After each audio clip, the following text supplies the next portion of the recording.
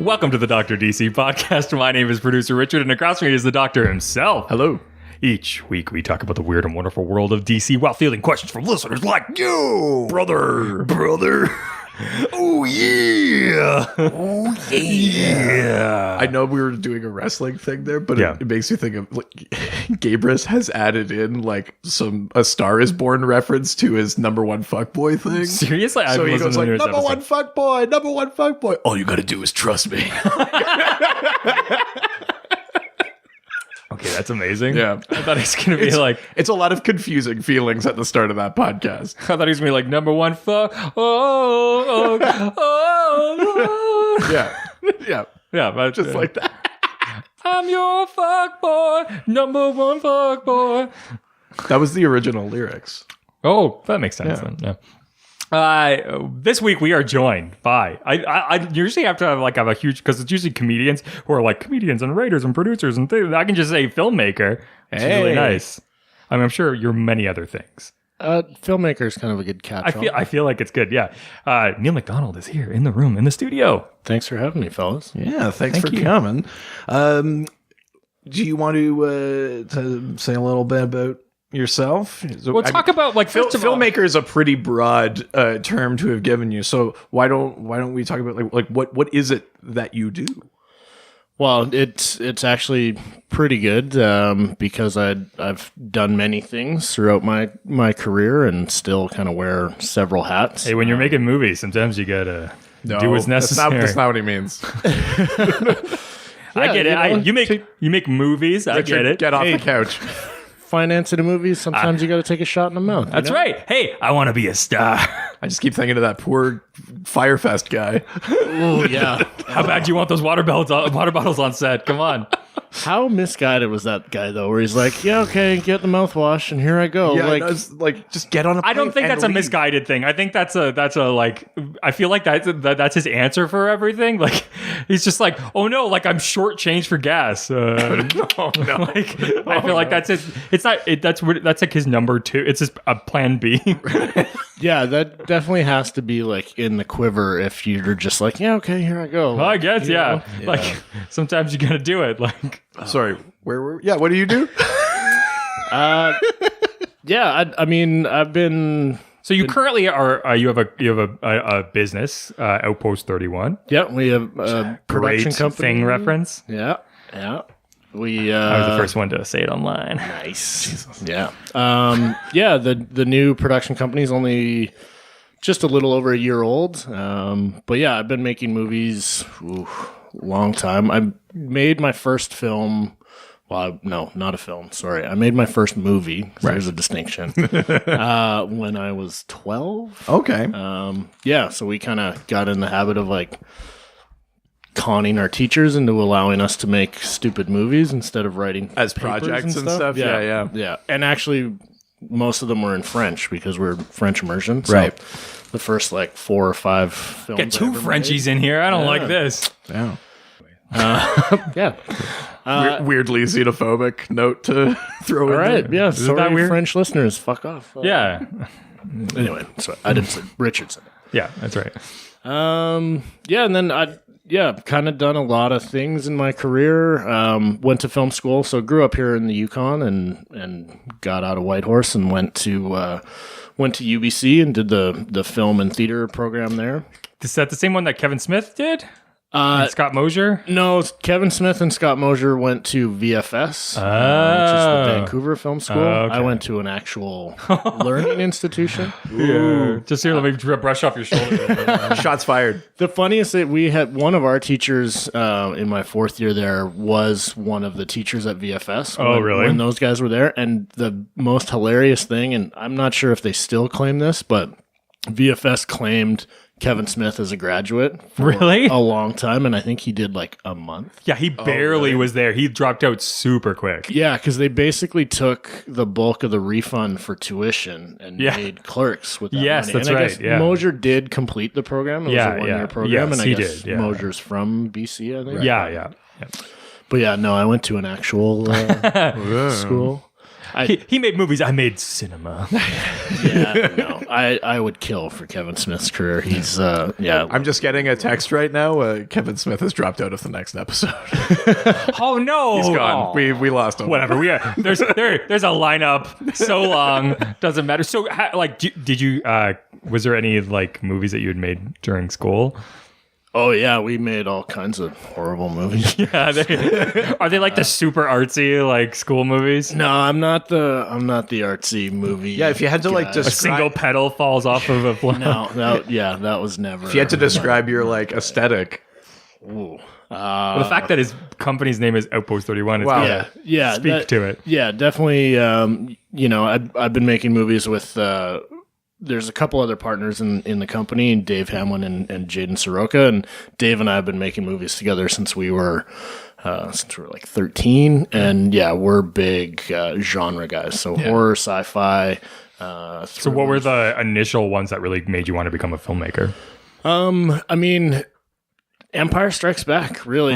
It's like the movie that was So like, good. I love these things, and I kind of want to try to do that. And I didn't really realize until I was in high school that I could actually maybe have a career at this. It's weird, like especially like in the 80s and 90s, I feel like nobody really explained to you like creative careers as an actual option. So you had to just like find out accidentally that like these were actual options. Like, I remember. Well, I mean, it's kind of true of a lot of like even non-arts careers. There are so many different like specific jobs in different organizations that like someone has to do, but like No one like you wouldn't think of it as a kid, nor would you know what the steps are to get there, right? Like it's also one thing to be like, I'd love to be a comedian, but like how?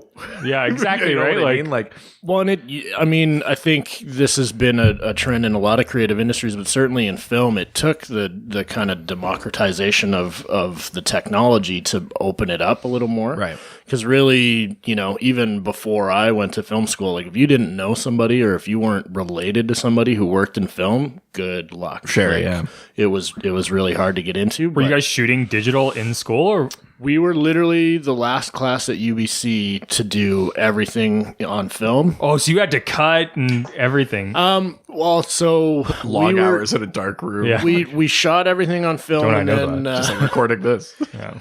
and then Final Cut 2 was out when we were Wow. in school. So we did what's called a telecine. So you shoot on film, and then they scan the film. Holy shit! Yeah. and then we were cutting digitally, but the old edit machines are called a Steenbeck. The giant like Yeah, huge, bigger than They're- this table. they like just like put it in a hallway somewhere and Yeah, and we were literally the last class to use them. I helped some friends haul one to a friend's house because they were. It's the literally same machine that allowed them to land on the moon. yeah. yeah, pretty close. And yeah, so we were the last class to do that. But we were also, we were making other films outside of the program on digital technology. So the Canon XL1 was the big hot camera at the time. It was a mini DV camera, but it shot in 24p.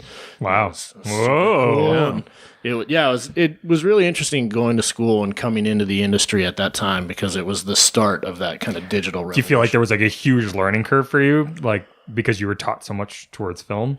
I feel like it was actually a great foundation that I think a lot of people now don't have, and I think that's probably not necessarily a drawback, but I mean, I think the impression too is that film is totally dead, and that's not at all the case. Like a lot of stuff is still shot on film. Like you look at the Oscars this year, there's a number of movies that were shot entirely on film. Mm-hmm. Even a lot of television is still shot on film. Really, television? Yeah, they still wind up shooting it and then transferring it. Is it because it's less expensive, so it's like easier on the budget when you're making like a ton of episodes or something like that? No, I mean it's mostly a creative choice. I mean, Chris Nolan has a lot of like comparisons of looking at the price of shooting digital versus shooting film because he's a big advocate for film, and it actually can wind up costing out to be about the same. But I mean, when you're doing like a $2 million an episode TV show, really running film through a camera is not the biggest. Right, sure. That's, I think, one of the things that like I hated the most was when Mad Men switched to digital halfway through.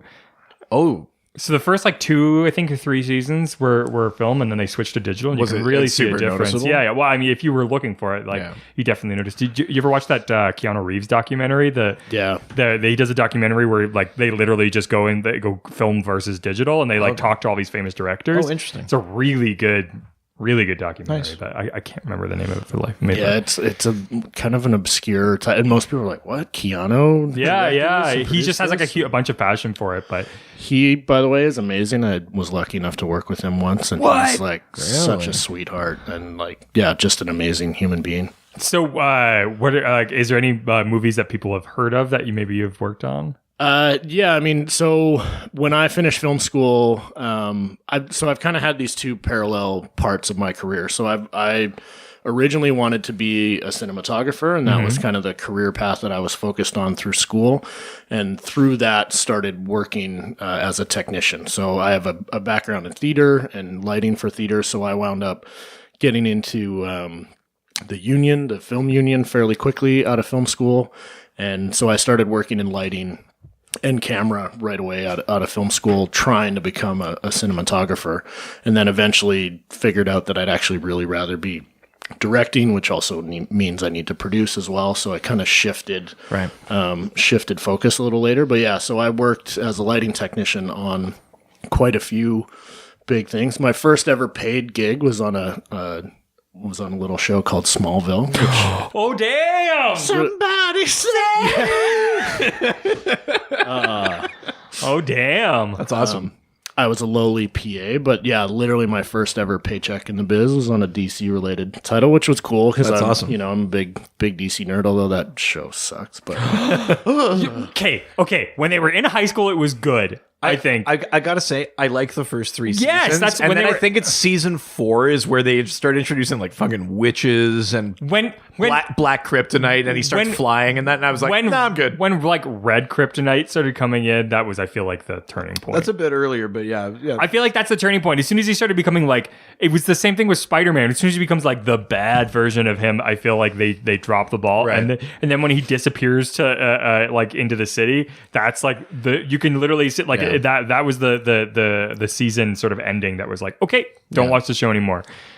Yeah, the first 3 seasons I actually super dug, and then like later on it was like it almost got too distracting, like with I guess maybe just the technology of making superhero costumes wasn't where it needed to be, because like the Hawkman and the Dr. Fate ones, I was like, I'll have to say though, it's weird now. It makes a lot of sense looking back. I thought the PA work was so good on this. I've always said that. Oh, it's amazing. I literally did one day on season 3. Check the record. I've always said it. Yeah. I mean, man, I stood there and watched those trucks and picked up that garbage. You know what? I can tell. It felt like the stress was off of everyone's backs, and like it was just a better production. It's in the performance. Yeah, it really is. Although Tom Welling is a jerk. He cut in front of me in lunch. Fuck that guy. Done. Like literally didn't even so say. Somebody didn't save you a spot in line. No. And like, granted, he had to. Wasn't quite the Superman. And I did wind up doing lighting on it a little later. I worked a bit on season 6 and season 7 with like Supergirl and really the Green best Arrow lighting of that stuff. season, I think. Yeah. Yeah. Really, the series just really peaked at that point. That's dope. You guys, awesome. So you touched on it a little bit that you're kind of a DC guy. Your first paying gig was on a DC related thing. Hell yeah. Were you always, and you already mentioned that you're like a genre sort of person, were you always into comic books and things like that? Yeah, I was a huge comic nerd as a kid. Like I was pretty avid until kind of university, and I kind of ran out of money and couldn't collect comics anymore. Yeah, as you do. Yeah. But yeah, we all get that. Yeah. And when you guys invited me, I kind of like revisited some of the comics I still have, and I was like, oh man, like I have an original Batman Year One graphic novel. Oh dang, nice. Have like an original pressing of The Killing Joke. And so I was like, oh man, I got some bangers. But yeah, big Batman guy. We couldn't really. We had a comic shop up here in the Yukon, but like it wasn't like you had your pull list or your pick list, whatever it is. Yeah. Because it literally, sometimes they wouldn't even fill the orders. So I didn't really follow any of the books like serialized. I wound up getting into the one-offs and the graphic novels. Yeah. Just because it was easier to actually consistently read, because like I had so many friends who would, they'd be waiting for issue 56 or whatever, and they just wouldn't come because we're also the last stop on the road, right? And like, exactly. They dropped off the last issue 56 in Edmonton, and it was like, fuck. Like, but you know what? Like following the trades at least will you're going to get some really high quality stuff that way. I think that because at a certain point you're just getting the end of the funnel, and so really like the highest quality stuff ends up like being the most produced. So at least like Killing Joke, like you're getting some good stuff. Like there's some big like important touchstone kind of things that you can at least get. Yeah. Yeah, and we're still able to kind of follow what was going on. But yeah, and then I also just I love movies, and so I always appreciated that about DC, like the one-offs and the limited runs and that kind of stuff. So, and yeah, it was always mostly Batman and a little bit of Justice League, a little bit of Superman, Green Lantern a little bit, but yeah, die-hard Batman guy. That's awesome. Which leads pretty nicely into our theme. Well, that's true. I mean, talking about like spectacular cinematography and lighting, got to include that as part of the Schumacherverse, right? The Burton-Schumacherverse. Oh, yeah. Okay. Yes. I'm not ready to fully hand over the reins. No. I'm not ready to fully hand over the reins to a 20-year-old franchise. Yes. Also, like the impact of the Burton movies, especially like you look at the animated series and how it was influenced by those two movies, and the impact that has had on the kind of adapted DC universe. Yeah. You can't ignore those. Do you remember when those first came to the theaters and what that did? Yeah, I mean, Batman, the first Batman was my first blockbuster experience as a kid. Probably, just like 7 years old. Exactly. Yeah, I think we're all around that same age. Yeah. And no. Ish. I would have been 2. Were we that young? I was 2 89. when Batman 89 came out. 89. Oh yeah, God, I would be 2 then. I forgot that it was 89. You've got such a clear memory. It's like, I went. Oh yeah, no, I was there. No, I know. I remember like Michael Keaton. I remember 2. I remember I remember the second one a lot clearer. Yes, yeah.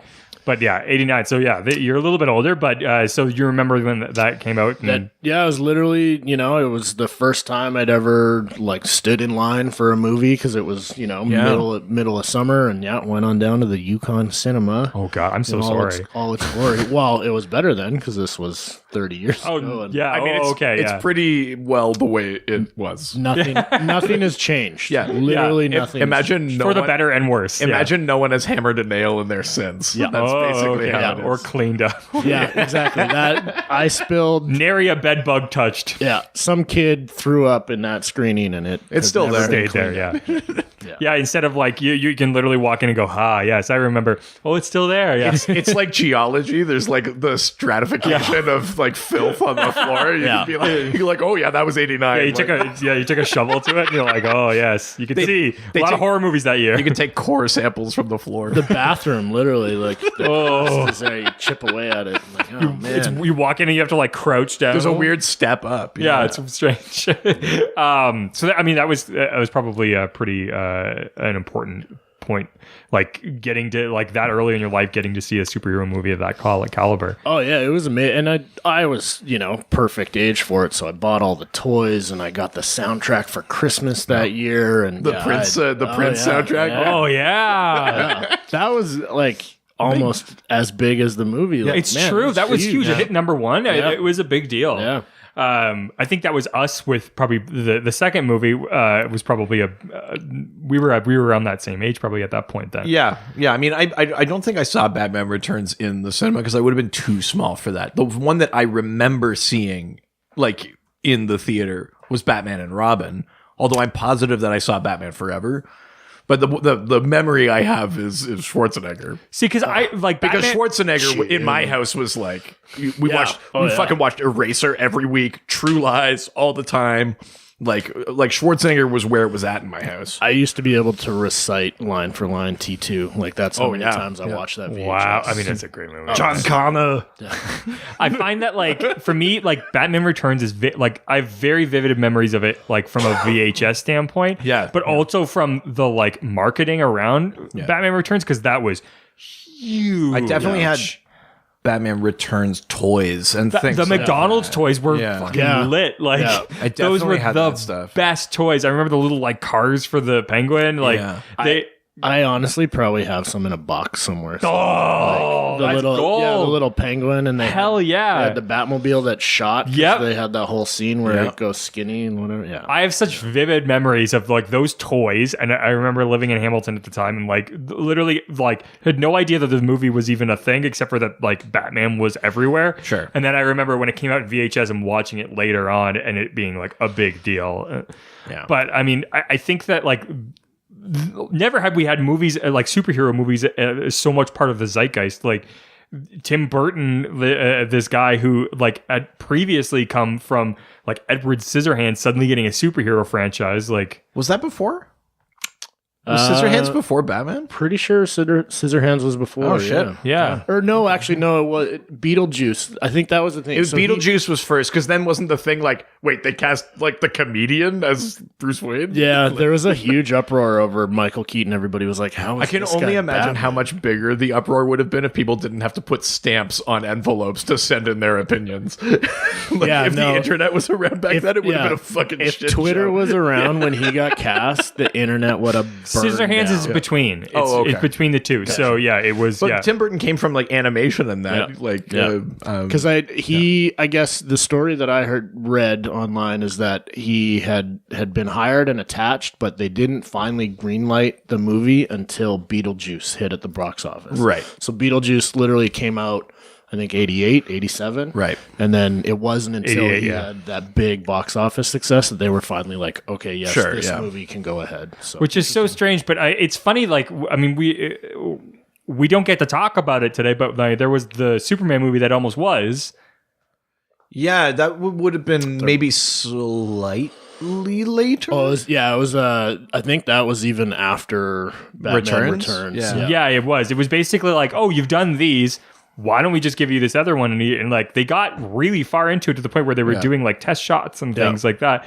My favorite story about the I think it's called The Superman Lives is the one that never got made. My favorite story about that one, I've definitely said it on the podcast before, is that I guess at some point this producer came on board who was sort of obsessed with the idea of giant spiders, like insisted basically in every movie he was involved in that a giant spider be involved, whatever, blah, blah, blah, blah, blah. It falls apart with Superman Lives, but that producer then later on ended up producing Wild West, which ends with a fucking giant spider.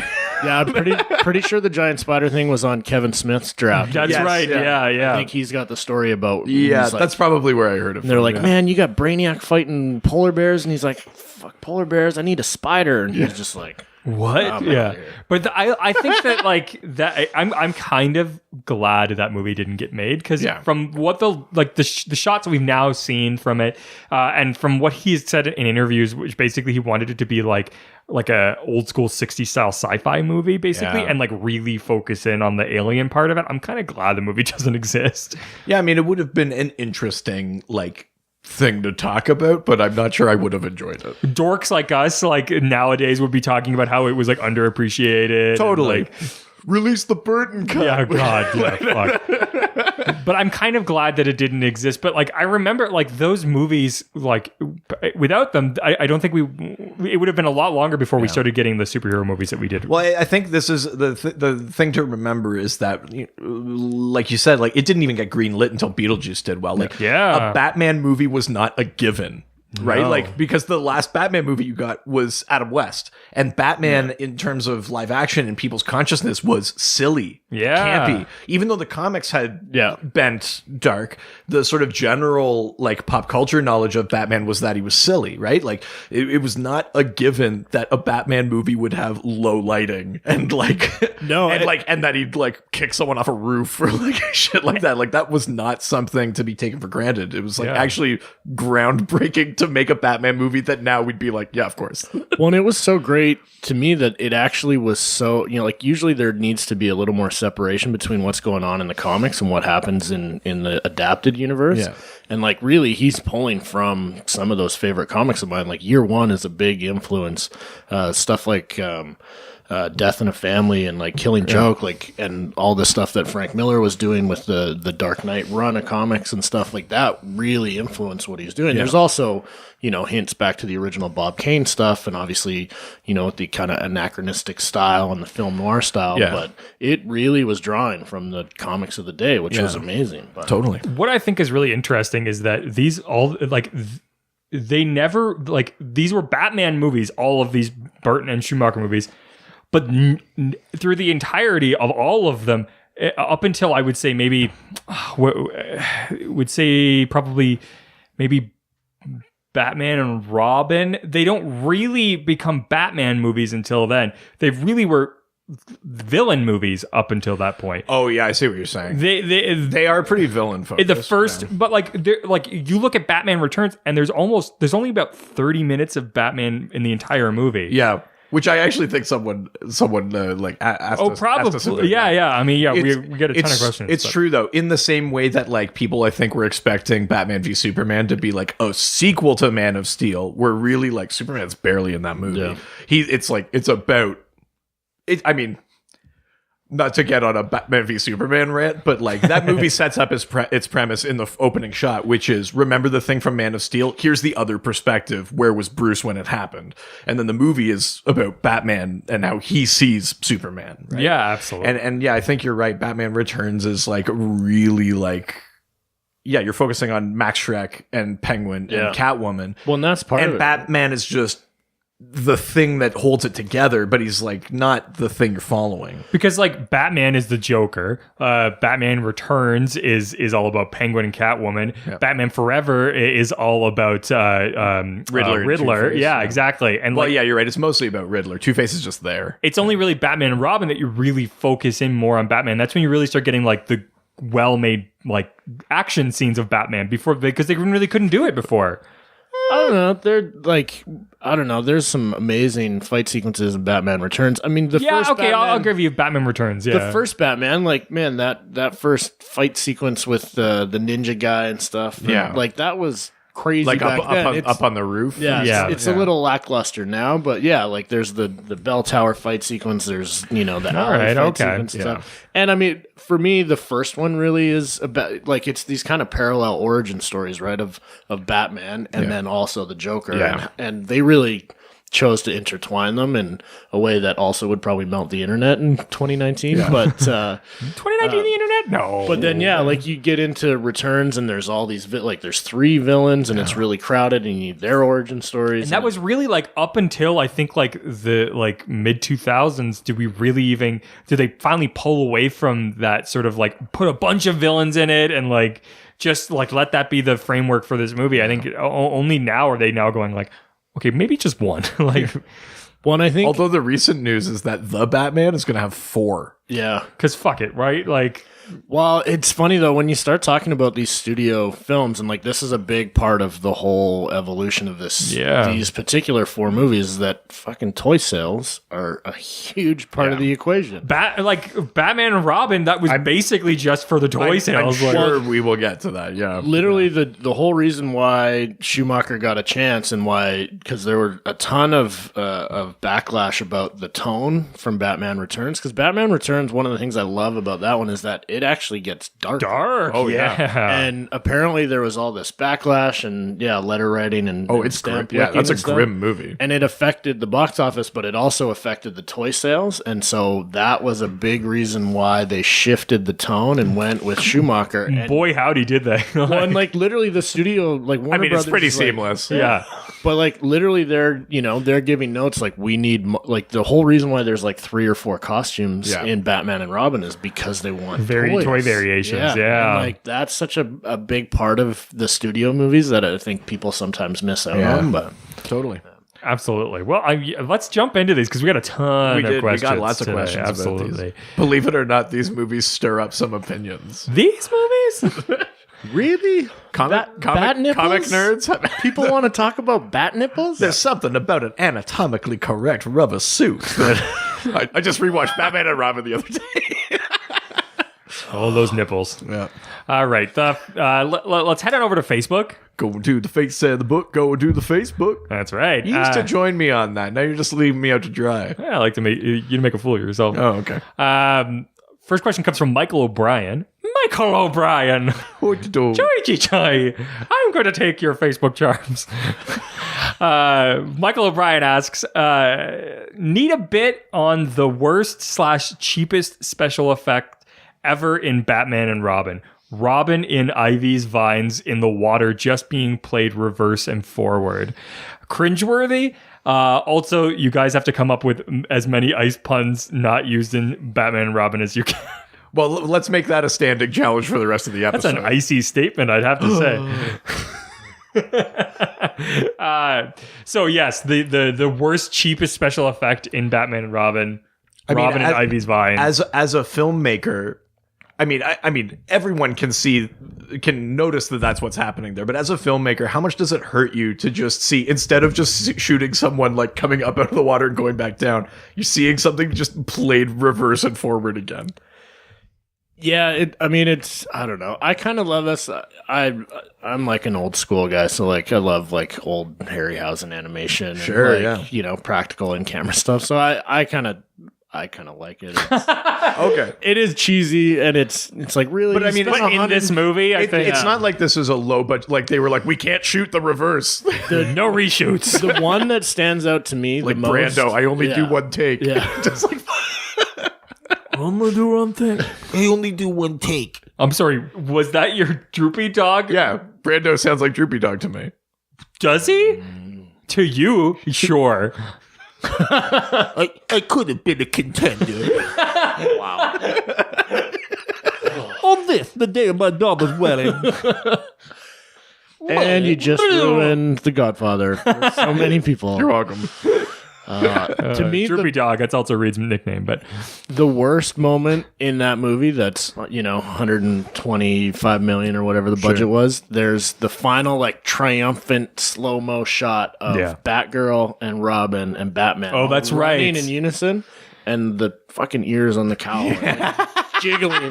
oh my god, I didn't even think of And that. you're just like, it just kills me. You're like, really? You fucking wasted all this time and money and you put nipples on, but you couldn't get the cowl to be like firm? Like, yeah, I mean, if anything, you'd think they'd have the opposite problem about like making the costumes flexible. Like, Well, and that's like the big complaint, right? That led to the whole Christian Bale like neck thing. And that's why they changed it for the Dark Knight, because they used to do a thing called the Bat Turn, where you had to turn your whole body to look one direction. But then it's like, they made a joke of it at least. Yeah, and it's like, you know, you look at Keaton's and it's like, oh, it's hard rock, and there's fucking Clooney and it's just like jiggling like Jello on top of his head. Like, oh man, I'm never gonna look at that scene again. The same. You can't unsee it. Yeah, that whole to address the question. The sort of final Ivy kind of fight scene is pretty awful because it starts with Robin showing up and going, "Hate to disappoint you, but rubber lips are immune to your charms."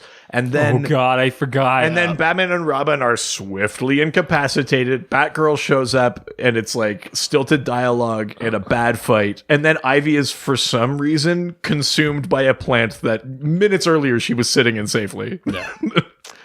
The skating battle in the middle of the movie is also really bad. With like it's like the hockey team from hell. Yeah, man.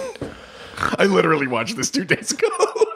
You got some frigid comments. Damn it! I was trying to build up to that. Oh, you son of a bitch! Oh, just that's cold. I think he must have said that at some point. I mean, he must have used all of these words. I don't think he did. I don't think so.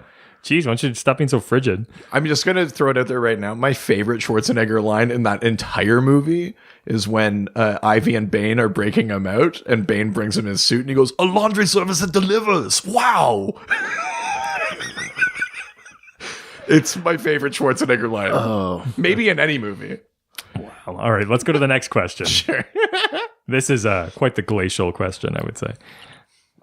No, that didn't even make any sense. Shut up. Next question comes. I think that you'll find the response to that is polarizing. That was good. Fuck you. That was good. You son of a bitch. That was benuming. I'm looking at a thesaurus. Fuck you. Next question comes from Adam Upper. Upper, I barely know her. Who asks, "Can we?" Oh, this is going to be bad. Can we confirm now that the only good one is the first one? Get fucked. Get fucked to hell. No. Batman First of Returns, all- best one. Best one. Wow, are we on the same Oh wait, page? hang on. I don't think Neil agrees. No, I gotta go with Batman as the best. I love Batman Returns. Okay, so you do agree. The first one's the best The one. first one, man, Jack Nicholson and Oh, that's the part I hate. I actually hate his like Cesar Romero like version of Oh, I like Nicholson. I don't. I'm not saying because I dislike the first Batman. I'm saying because like Batman Returns to me is like nothing can top Walken and DeVito and Pfeiffer. Like they're so good in that. They movie. are good for me, but I think it's the cinematography, honestly, of the second one. Like those penguin shots, like a lot Sure. that, especially like the flashbacks of when he was a child, things like that. I feel like Isn't Pee Wee Herman his dad? yeah, but I feel like you're really getting sort of like the first one feels like a tempered Burton movie. This one feels like full Burton. That's true. Yeah. yeah, definitely with like all the clown posse and everything. Yeah. So let's flip it around. What is it about the first one, about yeah. one or the other that puts the first one ahead for you? I think for me, it's got to be that it's that experience of finally seeing this character. For sure, that yeah, I you can't love take so it away, much yeah. on screen, and like there's some amazing moments. totally valid. You know, great cat like Kim Basinger is amazing. That Hell the yeah. soundtrack is awesome. But yeah, Batman Prince. Returns is really good. Yeah, How did they land Prince? And he did the whole soundtrack. Yeah, not that just makes the song. No sense. That's the craziest part of it. Like, how the fuck do you land Prince? Meanwhile, like after that, like Prince didn't want to use his music for anything other than just Prince music, but for this, he was willing to. There's a shot of Jack Nicholson like dancing to a Prince song, yeah, it's like like in a the parade. It's like a 20-minute sequence. Well, and even the whole art gallery scene, like Yeah. that's all scored. You- Yeah. Lawrence, cue the music. Like, so good. You know that they got this town needs an enemy.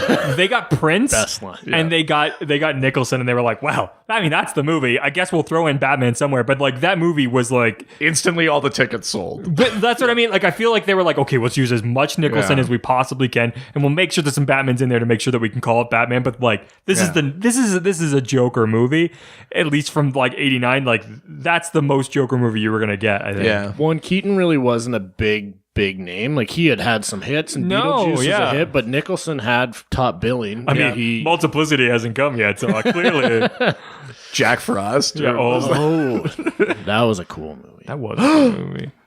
I tried one. Oh, it was good. Wasn't It very worked. good. It was good. That It was good. It good. worked enough. Yeah, yeah. That's it was a piercing statement. Snow what? I really like. Oh no. The thing that I really I'm gonna like. get a little nippy with you right now. I'm just it's not gonna fly.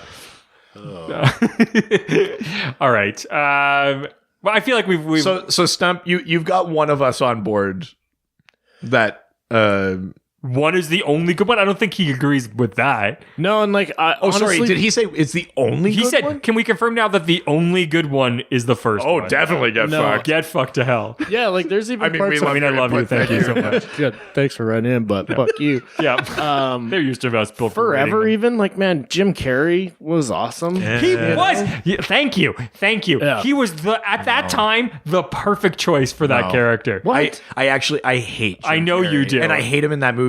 You hate Jim Carrey?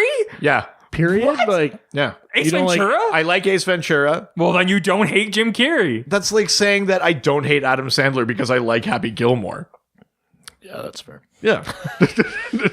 I don't hate Adam Sandler. Did you watch his new stand-up? It was pretty good. No, It was I- really good. Yeah. For me, it's actually Tommy Lee Jones that I dig in Batman Forever because he's actually acting. It's the only movie where Tommy Lee Jones isn't playing Tommy Lee Jones. Yeah. Jim Carrey is acting. He's just acting in a different movie Poorly. than Tommy Lee Jones. Yeah. No.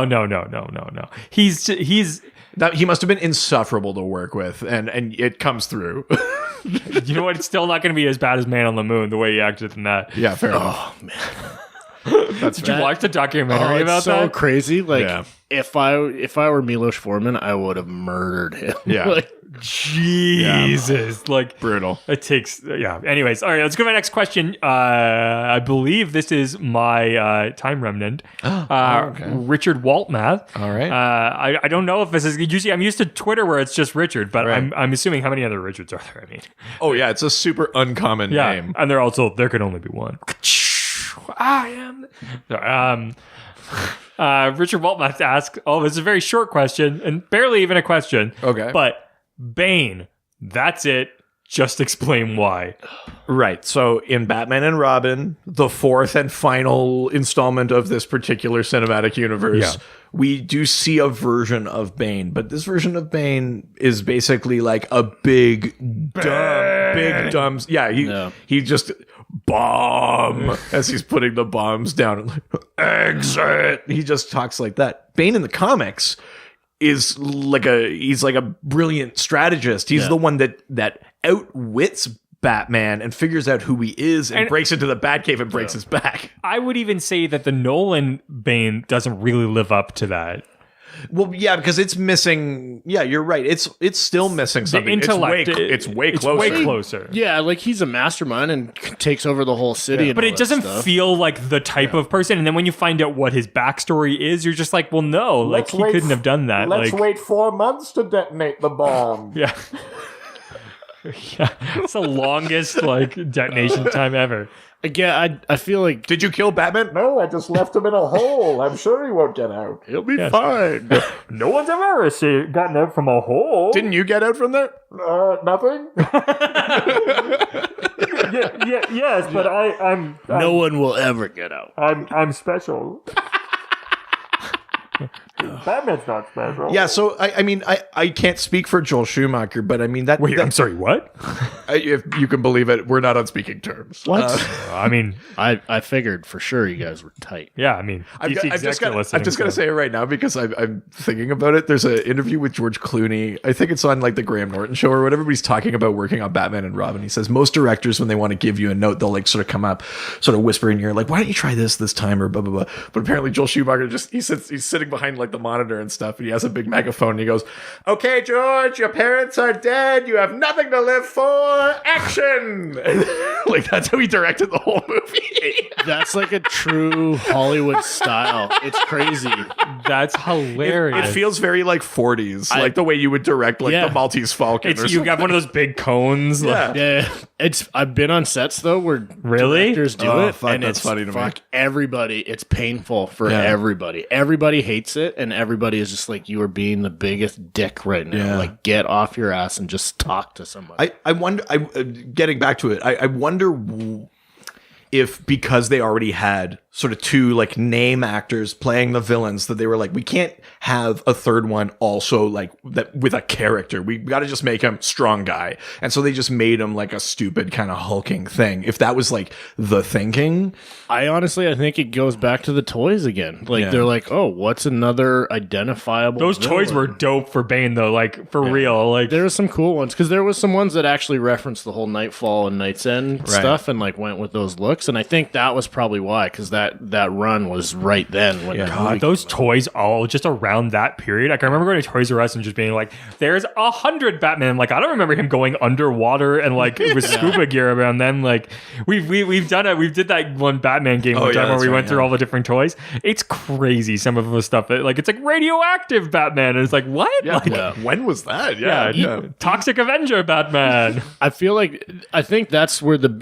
you look at Returns, and they did that on Return. Like I remember the toys for the first one were like, okay, these are the characters that were in the movie, and then Batman Returns are like, yeah, there's the scuba guy in a yellow costume. And you're like, The "That's not in toy, movie." for that Batmobile though, with like the blue light up sides and stuff. God, that was fucking cool. You mean the one from Batman and Robin? Yeah. God, I love And Batman the toys. Forever had a decent toy Batmobile too. Yeah. It's true. Like those were all about the toys. Like I was 100% like on board. Like I hadn't even like I think I had the toys before I'd even seen the movie. Like I was just like, this is awesome. Like Yeah, totally. those were the best it ever got. But I think that like that Bane, if you were a comic book fan, was a complete slap in the face. As a child who hadn't, I didn't really get comics until later in my life because I was just like Bane that's Bane. Like that Bane's not even a physical threat. Like, yeah, he breaks down doors and stuff like that, and you're like, oh, he's strong. But like when they fight him, there's no sense of like, oh, Batman's going to get fucked up. He's here. slow. He's just kind of slow. They outsmart him because he's just like a cave troll. It's like the cave troll. Yeah. Like, oh my god, that's without a doubt. Yeah. Especially that part where they like take his club and they like drop it over his head and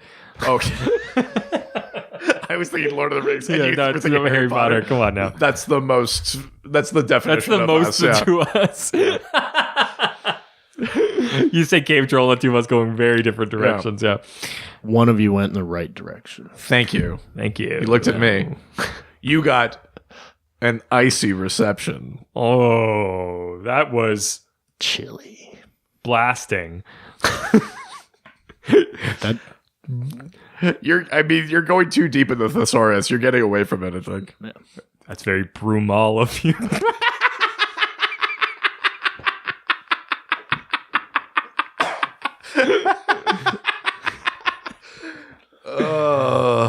All right, let's hire all and move on. Let's do it. Leaving Facebook, heading on over to Twitter. Twitter. You okay? Yeah. I actually made it through that time.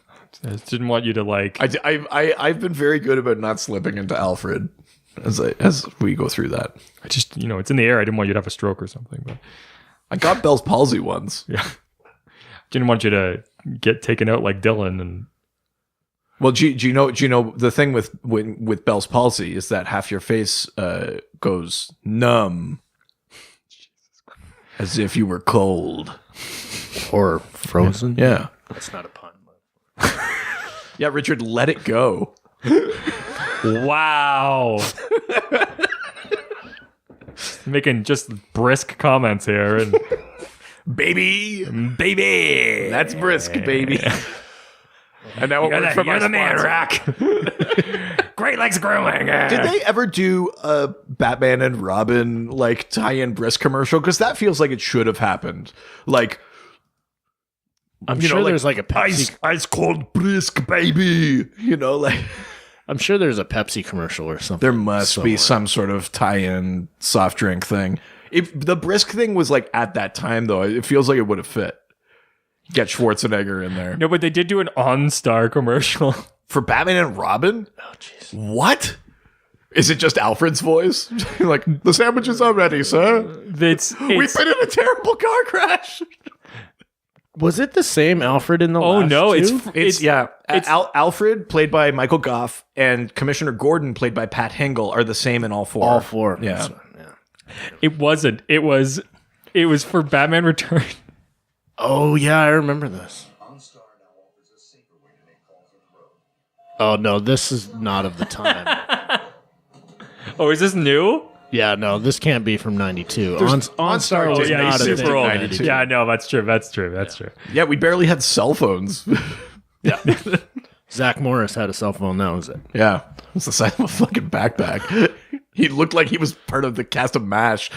It's like, hang on, bring in the radio operator. Do you know what that reminds me of? Is you know what they're bringing back is a celebrity deathmatch show. Really? That like Clay celebrity fighting The show. thing that looks like a brisk commercial. Yeah. Yeah, exactly. That's what Yeah. it reminds me of. That. That's really funny. Sorry. Questions on Twitter. Yes, no, I apologize.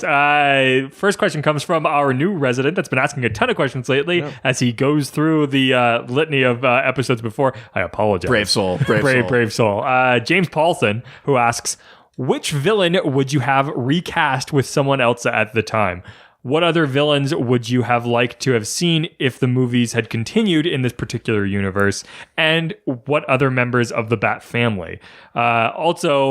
And who else would you have liked to see try their hand at being Batman? So let's start with the first question because there's a ton of questions in here. So which villain would you have recast with someone else at the time? I have a quick, easy answer for this one. Billy D. Williams as Two-Face. Oh, he wow, plays, yeah. He plays Harvey fucking Dent in Yeah. the first two movies. And it's, much as I like Tommy Lee Jones in Batman Forever, it's a fucking crime that it's not Billy D. Williams. Yeah, I was super bummed when he didn't show up in Batman Returns, even just in some little way. Like, He is in there. is he? Yeah, but barely. But like Harvey Dent is in there, man. Like Billy D. Williams was being set up to play this part. And I think it's a fucking crime that he didn't get to play it. Also because, we talked about like the difference not being in the internet age, but like they just went and just cast a black guy. He's Harvey Dent. It's fine. Yeah. Yeah. You know what I mean? Like that would have been so true. dope to have him in there and have that Billy D like kind of charm. You see like, hey, Huv. And then you see like the seedy, the gross Two-Face side. Like I would have loved to have seen him done that. It would have been as cool as a Colt 45. There you go. That's one. That was good, right? Ooh, that was pretty good. He was super famous for those Colt 45. Yeah. Anyway. They could have given him a 45. Twin 45. Yeah, that would have been awesome. There's your promotional tie-in. Warner Brothers. Okay. What about you guys? What villain would you have? I got one. Okay. I got Kevin Bacon as the Riddler. Okay. I Yeah. like it better than Jim Carrey. Well, fuck you. But I think that like that's a completely different take on it. I think it's more of like a conniving, like mysterious, almost like serial killer type of Riddler. That I would have loved to see. He would have been less over the top. Yes. I don't know. I think that would have probably matched. I think it would have worked really well if like maybe the plot was that like the mayor had banned riddles in Gotham and this Edward Nygma rolls. Oh my God. He rolls into town and he's like, no, we gotta have ding da ding da ding. Jesus Christ. Jesus Christ. Neil, what villain would you have recast? As much as I'm also a huge Arnold Schwarzenegger fan, that was brutal, like so brutal. And I really loved how the animated series treated Dr. Freeze. So like somebody like Jeremy Irons as Dr. Freeze, like would have been amazing. Yeah. Do you know who also would Someone do to just maybe play the internal pain. Yeah, instead of just running around going like Freeze. Like, it? You know who I think would kill it as Mr. Freeze is Ben Kingsley. oh yeah. I saw this one, when people do their sort of Photoshop things of who they want. I saw one of Patrick Stewart as Freeze, and I was like, yeah, I can get behind that too. Yeah, that would have been better than If you were doing like a live action adaptation of the animated series, Patrick Stewart as Dr. Freeze. Ooh. Yeah. I'm afraid my condition has left me called to your pleas of mercy. You know what? You didn't like What killed the dinosaurs? The Ice Age. You didn't like Jim Carrey as Riddler, but I bet we were like this close to getting like Robin Williams. Could you? But I think I would have preferred it. I got some Riddler. You're Robin Williams. Yeah, I think that doesn't sound I think like your Robin Williams impression is a bigger affront to him than that genie shot that we got in the last Aladdin trailer. I'm dead. Oh no. Okay, what's the next part of this question again? Okay, so the next part of this question is: what other villains would you have liked to have seen if the movies had continued in this particular universe? So I had heard a rumor that if Batman and Robin hadn't failed, the next one was supposed to be called like Batman Triumphant, and it was going to be Scarecrow and Man-Bat, I think. Whoa. Yeah, Man-Bat would be awesome. And Man-Bat, I worry that they would not have been able to pull that off. I wouldn't have wanted it for Schumacher, but if Burton was at the helm, Man-Bat, like, oh yeah, like that sort of body horror, like almost like a The Fly kind of like thing happening as Kirk Langstrom transforms. And you would still get practical because this is before like Tim Burton dived into the fucking CG realm. Yeah. You still get like him with his love with practical. I would have been down for Tim Burton tackling Man-Bat. Hell yeah. Or even something like like the body horror thing, I think is where I'm going. Clayface, it wouldn't be as epic, I think, as Clayface in the comics, but I feel like it would have been interesting visually, I think. Yeah. But yeah, that'd be my biggest concern is like it wouldn't. I think that I still don't know like if they're ready for Clayface. Like sometimes I worry that we're still not at a point where they can do that because I feel like CGI's gone in amazing places, but you're still looking at it going like that's still like I still know that CGI when I watch it, and I feel like I don't know where's your opinion at it. I mean, you use CGI and effects and stuff, right? Yeah. One of our partners does visual effects and that kind of stuff. Do you do heavy visual effects and everything? Or? If we could afford it, it's expensive. That's right? the day. Yeah, it takes forever and winds up costing a lot of money. Do you feel like it's gotten to the point like where you can do a lot of stuff with it? Like Yeah, I mean, I don't know. I'm trying to think of the last big. I saw Alita Battle Angel a couple weeks ago. Yeah, that's and it true. was like super CG heavy and amazing design and yeah. like pretty. Like you still know you're looking at a digital character, but I don't know that you're ever not gonna like. Yes, I'm sure we'll get to a point where it's 100% photoreal, but you also look at different movies and some of them have the budget to get to a higher level. So where do you stand on like practical versus digital? If all the money in the world, I would always try to do it. I mean, it's not an either or thing, right? It's like paintbrushes. You look at something like the Lord of the Rings and the way that they incorporated all of those things. You know, it's a tool. Notice how he didn't say toolbox. Hobbit, but he did say. Yeah, Well, because the Hobbit, the Hobbit's where Peter Jackson went full George Lucas. No, that's when he went, I don't want to fucking do this long again. Yeah, I'll just make it in post. yeah. Well, and just the whole 48 frame thing in the Hobbit just made me wanna pull my eyeballs out of my socket, and I'm unnecessary. really nervous about the whole Avatar nonsense because apparently Cameron is still going for 48 frames. Really? Don't get me started on that whole nerd hole. Okay, so then just from your perspective, maybe as a filmmaker and keeping some of those ideas in mind about practical versus like digital visual effects, is there a villain that you would have liked to have seen if that franchise kind of continued? Or Trying to think, like, I love that Nolan finally got Scarecrow in, and did it in a Ra's al Ghul. perfect way too. Yeah, I it think was great. Ra's al Ghul was always, I'm not even sure I'm saying that right, but he was always. You actually are. Yeah, Nolan got it wrong. yeah. Right. Solomon Grundy would be a cool character. He could go super dark with that. But I think that would be a cool. Born on a Monday. That could be a cool, like, more detective style movie. So I don't know if it would have fit in this. Maybe we'll get that in the universe, Batman. Maybe, yeah. It would be cool to see Grundy. Yeah. Yeah, God, that's one that We never really bring up. Yeah, we never bring up, but Grundy would be neat. Yeah. That would be fucking rad. Okay, well, the next part of this question, which is, what other members of the Bat family would you have liked to see? I mean, I guess if it had continued, it would have been neat to.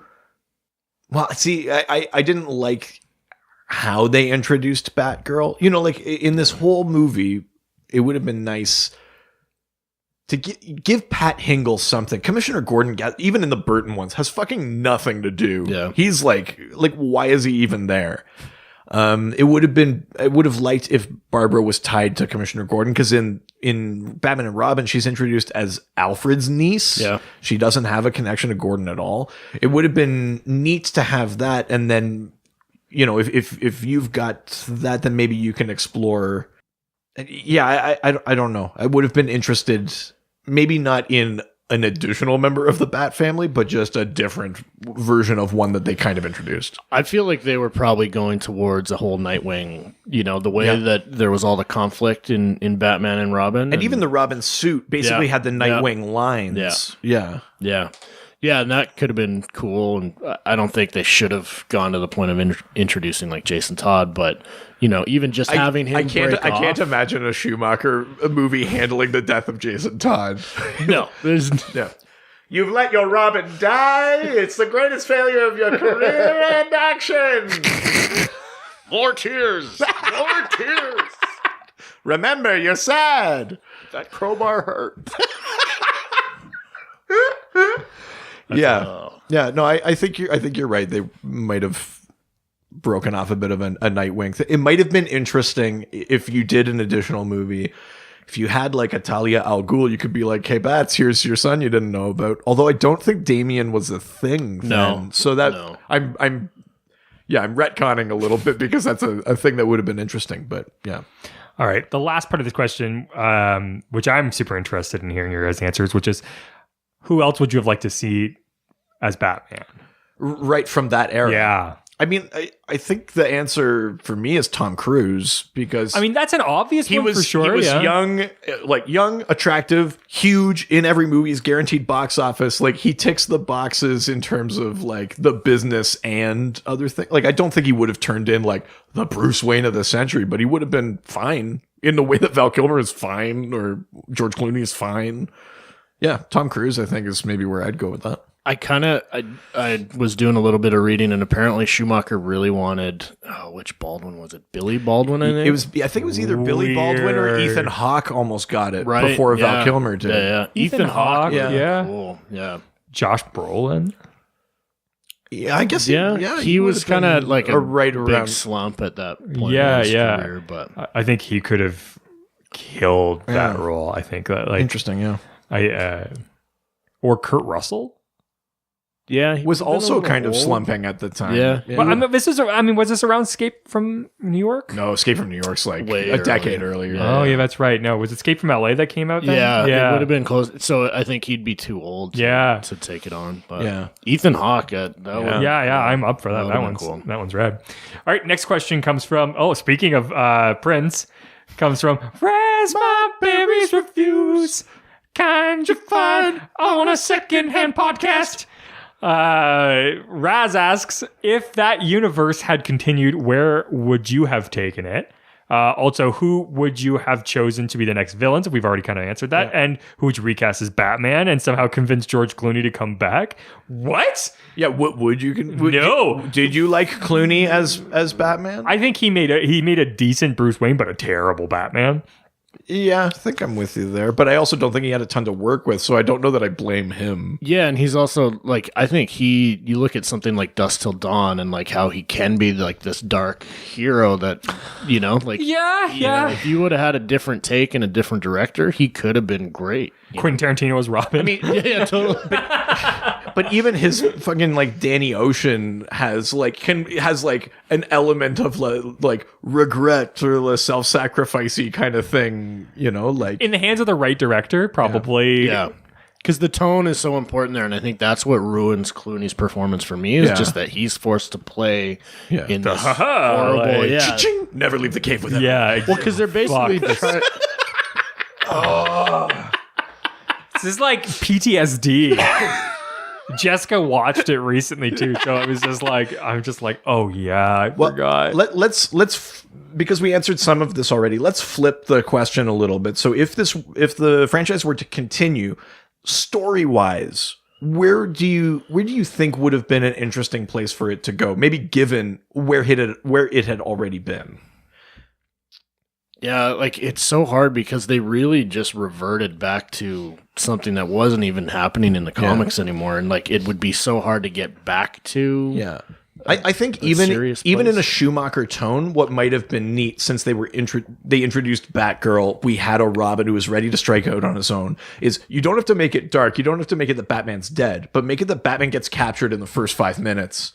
Yeah. By whoever it is, Ra's al Ghul or some sort of thing, and it's the rest of Gordon and the sidekicks and Alfred have to step it up and protect the city in the meantime, but also find fucking Batman. Yeah, I think that might have been neat. I think that would work for a Schumacher thing because it's almost like the plot of an episode of the '60s Batman. It's like, where did Batman go? Golly! I think for Burton, you could have in the third movie, you could have brought in Robin for the first time, or at least like a kid to like start having to sort of come to terms with all of these things and like learning the ropes. And I feel like you could have done that in a pretty dark way. Like I would have loved to see his interpretation of like Robin's parents' death. And I feel like you would have really gotten a really interesting sort of Batman the Animated Series type almost of vibe in that. Because I feel like he really got the sort of gothic sort of like 30s sort of gangster vibe. Yeah. I think that's one of the things Burton did really well. Yeah. And I think he could have done the Graysons and Circus, and I feel like you would have really gotten an interesting component of that. So I think that's somewhere about I would have loved to see it gone. Yeah. Maybe just because it was the comic at the time, and I guess you probably couldn't do the Bane stuff, but the whole Nightfall, Night's End thing with the new super suit Batman. Oh, like the Azrael version, that could have been cool. He could have been a character, and that. I mean, talk about toy sales. Well, exactly right, Yeah. and bigger than life, and because if you're gonna continue on, you kind of had to stick with the Schumacher vibe, because you can't really revert back, and which is why they pulled the plug and rebooted the whole thing. But yeah, that could have been cool. Yeah, totally. All right, let's go to the next question then. From our favorite sexy texter, Cosmic DM. That's right. They ask, was there anything you wished carried over from the movies to the comic? Also, I love that Batman is a secondary character in the Batman Returns. Yeah, so a little bit of comment about that. It's true. Yeah. But yeah, was there anything that you wished had carried over? Like, did they do anything really right that you wished had continued? I mean, I would say the Penguin stuff I think was solid. A thing that comes up periodically with the Penguin is because he's a socialite and because he has like roots in Gotham. The idea of him like running for office or veering into politics or sort of being like in that sort of sphere is something that movie gets right and has been done in comics since. You know, the either running for mayor or for a bit, Batman like lets him run a criminal enterprise as long as he snitches. Like Penguin becomes Batman's informant for a bit. Like those sort of the political intrigue that almost it's like the working with the mafia kind of thing. That is a thing that Batman Returns gets really right. To me, I mean, there's elements, right? For me, it's just the like tone and style of the Burton ones, you know, and like I think they captured that so well in the animated series, and you know, it's just this cool, it's like this film noir, and it's this kind of anachronistic timeline that feels very 30s and 40s, but then still has cars with machine guns popping out of the hoods and the crazy bat jet and all this stuff. And computers. And so I think if we would have got a proper, you know, run of comics that was in that same kind of world, that would have been really cool. It's weird because it's this weird sort of like iterative algorithm thing where it's like the Burton movies, the tone of that inspired the animated series where they recreated Mr. Freeze and gave him an amazing origin, which Batman and Robin adapted poorly. Like it goes in and out. That movie was inspired by a thing inspired by earlier ones of those movies. So there's something kind of like strange about how they feed into each other a little bit. Like obviously that version in the movie is not like what they did in Heart of Ice, but it's still there. Like it's weird that they just like grabbed that and were like, well, yeah, that's part of the zeitgeist, obviously. Like, well, I mean, that became like the new Mr. Freeze origin, and that episode I think won an Emmy and all that kind of shit, right? So it was like, well, obviously we'll use that because otherwise Mr. Freeze is just a guy with a cold gun. Like it makes sense that they did it, but then it's like Nora Freeze is such a throwaway in that movie. That like they don't commit to it, you know. And Schwarzenegger, I'm sorry, but will never be the guy to pull off that like emotional bond and toll and all that. Like, no, he's the big freaking muscle daddy. Like, though, what was that movie where the zombie movie he made recently? Maggie. Actually, he was really good in that. That's I think that like. My desire thoughts for my wife alone. But that's, you know, that's old and weathered. Yeah. It's true. That's a Schwarzenegger. Like looking back on his life. Yeah. Like, I had a secret family all this time. Fucking like. It's like, oh, this kid is going to get me just losing all my money. I'm like, That's, it was really in an icebox then. All right. With that, You're not going to send me to the cooler. The Dr. DC podcast will be back after this quick break.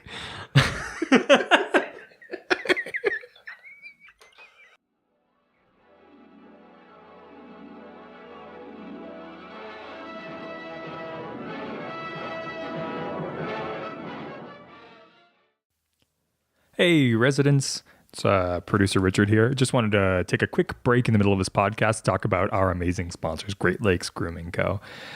Just want to talk to you about a couple of different products that I actually use almost every day. I just used a peppermint lime lip balm. It's awesome for chapped dry lips. It smells really good. You don't get that weird sort of like thick goopiness that you get from some chapsticks. It's great. It's super affordable and definitely something that I cannot sort of exist without.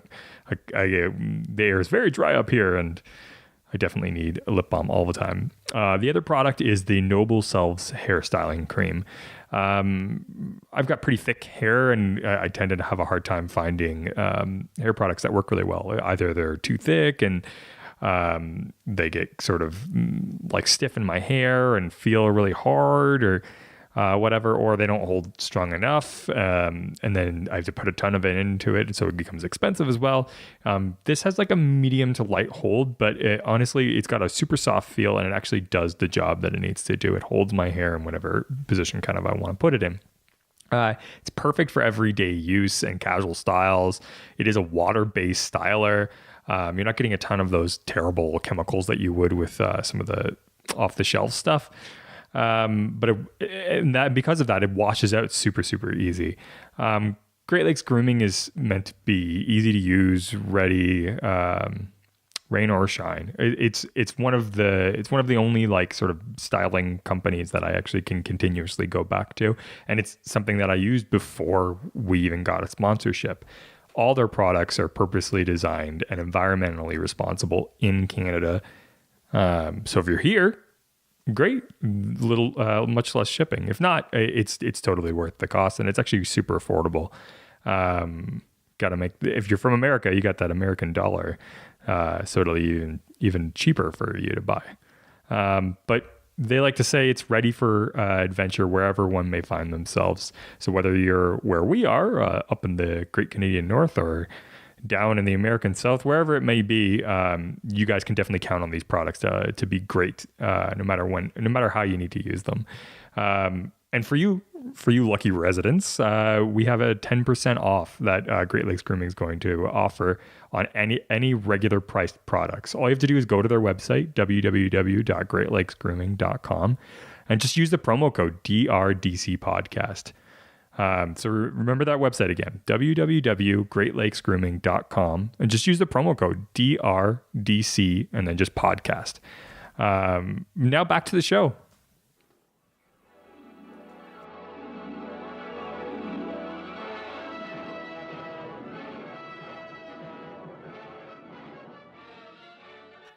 And we're back. I have a thing in my head that I have to like exercise. Oh God. When you first like see Mr. Freeze's lair and he's like conducting his minions, they're all like, I'm Mr. White Christmas, I'm Mr. Snow. And he's like, keep singing. It's like That movie. And Vivica A. Fox is there. And she comes over and she's like, oh, hey. And he's like, my desire thoughts for my wife alone is going to talk about your cold shoulder. And then she walks God. away. I thought I was going to rewatch these movies, and you replaying Batman and Robin has reaffirmed the fact that I will never watch it again. Yeah. My vines have a crush on you. That was heartbreaking for me because I loved Uma Thurman. She would be great as Poison Ivy, but man, that was so bad. Weird thing in that movie too is that they drop in Jason Woodrue, the Floronic Man, or a character that would become the Floronic Man. He's the professor that creates Bane and kills, quote unquote, Pamela Isley in the beginning of that movie. He's played by John Glover, who played Lionel Luthor on Smallville. That's right. But they drop like the Floronic Man in there for no reason. Just like, maybe we'll use him. Jason Woodrue's a big character. He's a big character in fucking Swamp Thing. And he's like, he's just in there. It's like, I respect your opinion, but I don't take rejection very well. Now you have to die. He's fucking cartoon in that movie. It's true. That stuff makes me wonder because obviously somebody in the writing team is actually a comic fan. Yes. Without a doubt. Because there's a connection between Woodrue and Ivy. Like there's the whole Reefer Madness arc and shit like that, you know? But it makes me wonder, like, how painful was it to write that movie? Like, if you're actually a fan and then you're sitting there making Batman. Not enough puns. Yeah. Send it back.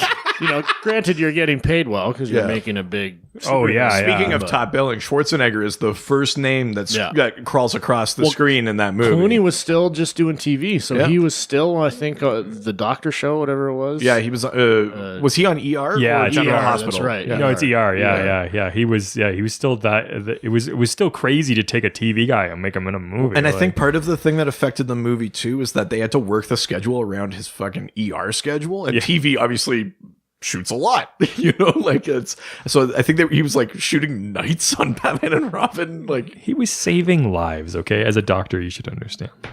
I'm not that kind of doctor. All right, let's plastic surgery. Kevorkian. Yeah, oh my God, straight up, just shutting them down. You could shut me down this whole time. Yeah, that's right. Been begging for death. Leaving Twitter, heading on over to Instagram. Now we're going to Instagram, take some questions and answer them. Yeah. First question from Instagram comes from Innes or Ines? I think it's Innes. Innes? Yeah, the Innes. Why is everyone Spanish? I don't know, because it's fun to talk like this. Yeah. Okay. The Innes asks, what existing story arcs did these films draw from? So I know you've explained, you sort of talked about it a little bit in the beginning, but maybe you can expand on some of that. Yeah, I mean, well, definitely the first one. So, I mean, year one was big. I think it dropped in 86. Yep. And that was kind of the start of the Frank Miller stuff. So that one, I think, was a big influence on it. If you look at some of the images and some of the stuff, that was definitely one of them. Certainly the tone of those Burton movies are like, he was reading Frank Miller. Yeah, absolutely. Yeah. Well, and like, there was like we talked about, there's not that it really played into it, but like Death in the Family and Killing Joke, like the 80s was really when Batman got back to his dark roots. Like it kind of started in the 70s, and there was the McFarlane stuff that started introducing the more kind of gothic look of Batman, but it was really Frank Miller that kicked off like the grounded, real world, gritty stuff. I really liked how they played with what is it, Under the Red Hood, or the origin of Joker. Yeah. I mean, I think a lot of people, again, if it was 2019, I think Twitter would be ablaze with, wow, how can you make the Joker, Batman didn't make him and all that. But or that he's the one that killed Batman's parents. Yeah, it's not Joe Chill. Yeah, I feel like it got a little too intertwined. Like the fact that Batman makes a Joker, I thought was cool, but the fact that he then, it was just too much. It was like, oh, well, I made you. You made me first. And like, you ever dance with the devil in the pale moonlight? Oh, I love that though. Yeah. When Keaton does it and Kim Basinger is, you want to get nuts? Let's get nuts. Yeah, I know. I think that's also the least Bruce Wayne moment in Batman cinema. Yeah, but it's so great. Yeah, yeah. I don't know. What are you thinking? I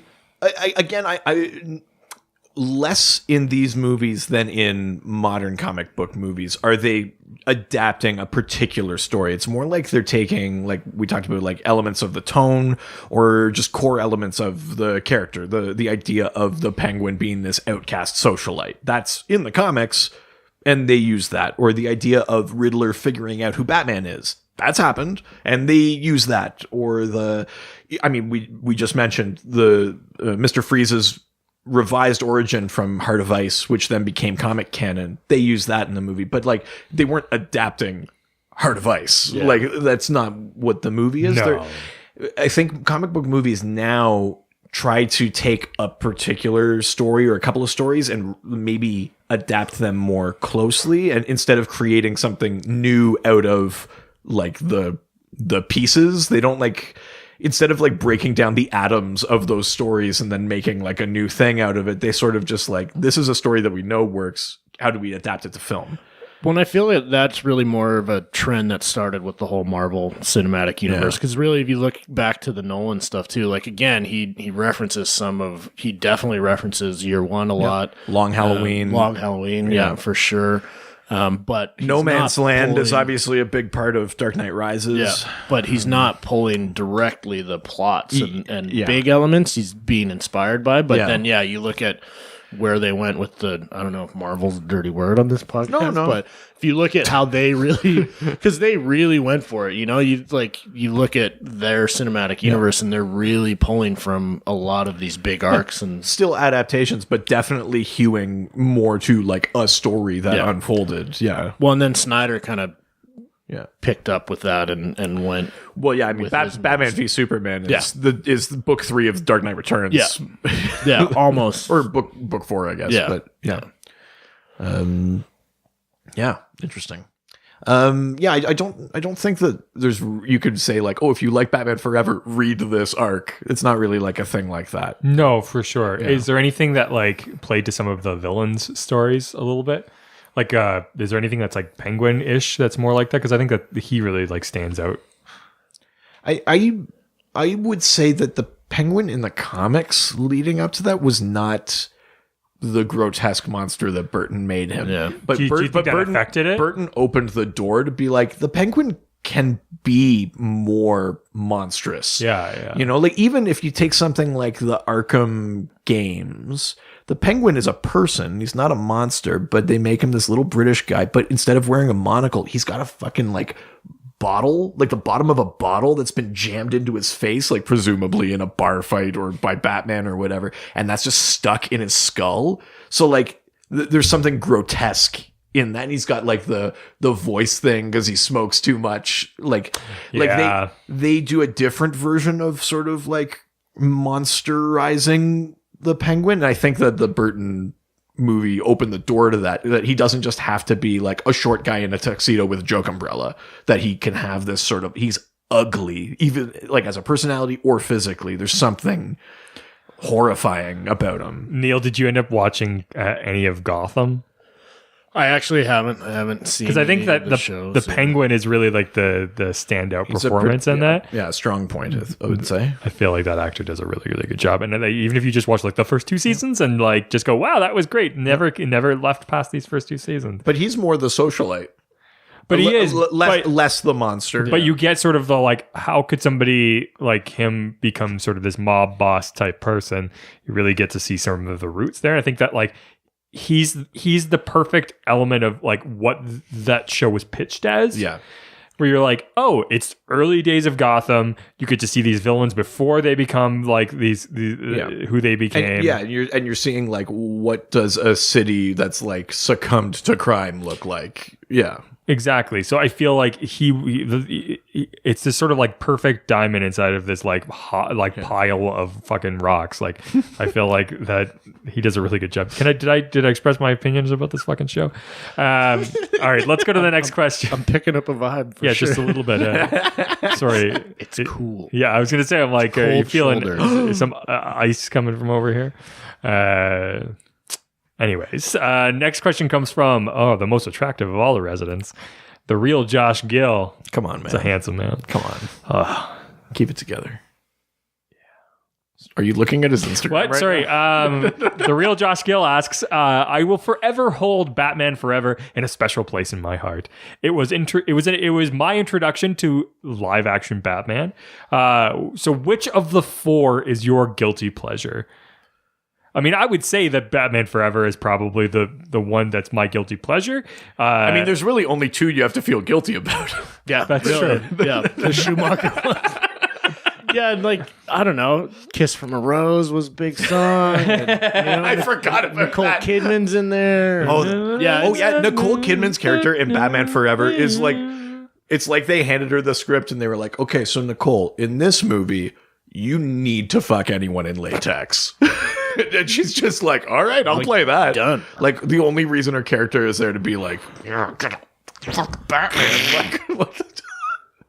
Yeah. She's like, oh, Bruce Wayne, billionaire, but you're all right. Fuck Batman. So sorry, is Batman Forever your that's guilty my- pleasure? I think that's like the guilty pleasure where it's like it's not great movie, Right. but it's not as bad as Batman and Robin.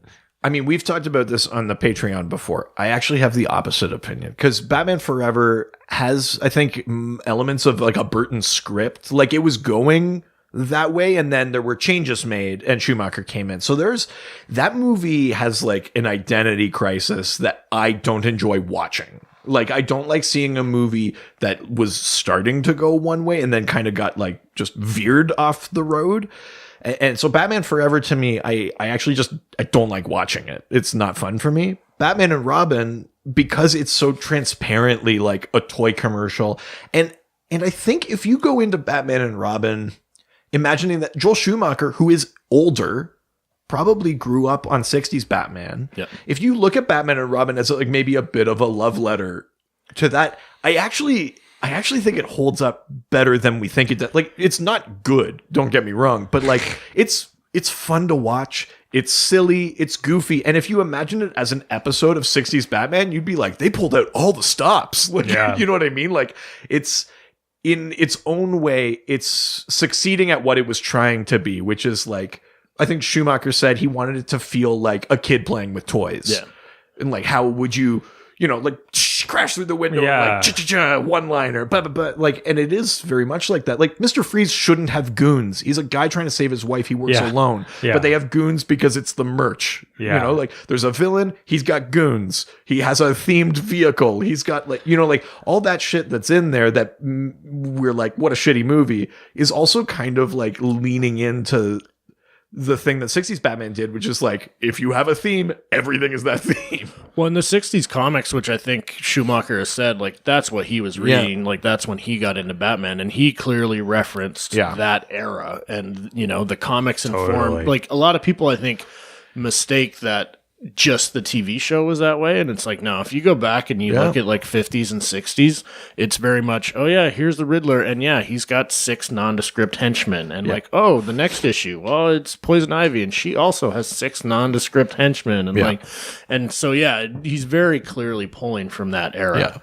I mean, it doesn't make it good, but I think that's why I enjoy it more, because it's at least one thing. It's not trying to be like leftover Burton material and Schumacher trying to drag it somewhere else. Like, at least it is what it is, good or bad. Yeah, you know, bad, real bad. My power, my pleasure, my pain, baby. What was the big song off Batman and Robin? Or Nothing. Didn't Jewel have a song? I could say a hero could save me. Oh, yeah. No, it's Spider-Man 2. Spider-Man. I'm not gonna stand here and wait. I'm so high, I can hear heaven. Oh my god, first Stained last week. It was Stained last week. That's right. Didn't Jewel have a song? Or maybe that was also the Batman Forever soundtrack, but I feel like Jewel had a song on there too. Maybe. I don't know. I mean, I'm sure each one had at least one song. I am Batman, always, forever. You are Batman. I'm going to do a thing that normally annoys me. I'm going to look this up because it's going to bug me. He kind of, needs to be with you. Jewel. Every Batman needs to be for you. Song. Jewel Batman song. Oh, Foolish Games. These That's not in a Batman Riddler's games. It's Batman and Robin. What? It's on that soundtrack. No. Really? Foolish Games is on the Batman and Robin soundtrack. That didn't come out for that movie, though. They used, like... I think, yeah, you're right. Is that one of those where it's like, it's a song in it, but it's just like the credits or something? Right, Like, yeah. it's like post credits. Screen goes black, that song starts, people are leaving. Okay, oh my god. Look Into My Eyes by Bone Thugs and Harmony. Oh. Gotham City by R. Kelly. That aged well. Foolish Games by Jewel. Lazy Eye by Goo Goo Dolls. Everybody. Poison Ivy by Michelle Negdejocello. Yeah. Meet you in the crime alley. Meet you in the crime The alley. beginning is the end is the beginning by the Smashing Pumpkins. It's on the Batman and Robin Really? soundtrack. Really? So your parents won't die, but your parents won't die. Meet you in the crime alley. Meet you in the crime. Nice. Yo, meet you with Batman. Yeah, Batman. Yeah. That was Joker. better than the Batman and Robin soundtrack. Hell yeah. Foolish Games. They're tearing me. What were the songs on Batman Returns? I think it was just Elfman on that, wasn't it? Yeah, Prince certainly wasn't around. No. It would have been funny if it was like studio intervened and was like, we need something with like broader appeal. It was like Starship. It was like, we built this city. Built this city on dead parents. Mr. Worldwide. We built this city on dead parents. It's true. Precisely. Batman built that city. Yes, sometimes parents needed to leave. You need a foundation on which to build a city. You a need- foundation of bones. Bones of parents. Somebody say Bones. Meet you at the crossbow. Both legs in harmony. Next question. So good. All right. Next question comes from Robbie's just this guy. Robbie's not anybody else. Robbie didn't kill somebody and take their Twitter account. That certainly didn't happen. Robbie's just this Robbie's guy. just holding this for a friend. Yeah, this is just Robbie. I don't understand. Officer. Robbie's just this guy asks, which actor gave the best villain performance? Ooh, it's a good question. My oldest brother let me read his collected issues of Nightfall, and Bane was a pretty dynamic letdown. Neil, best villain performance in these movies. got to go with Nicholson. You know? No, you know what? No. You know what? I take that back. I love Jack Nicholson. I thought he did a great job, but Michelle Pfeiffer. Michelle Pfeiffer. Who was originally supposed to be Daddy made a kitty. Daddy made a kitty.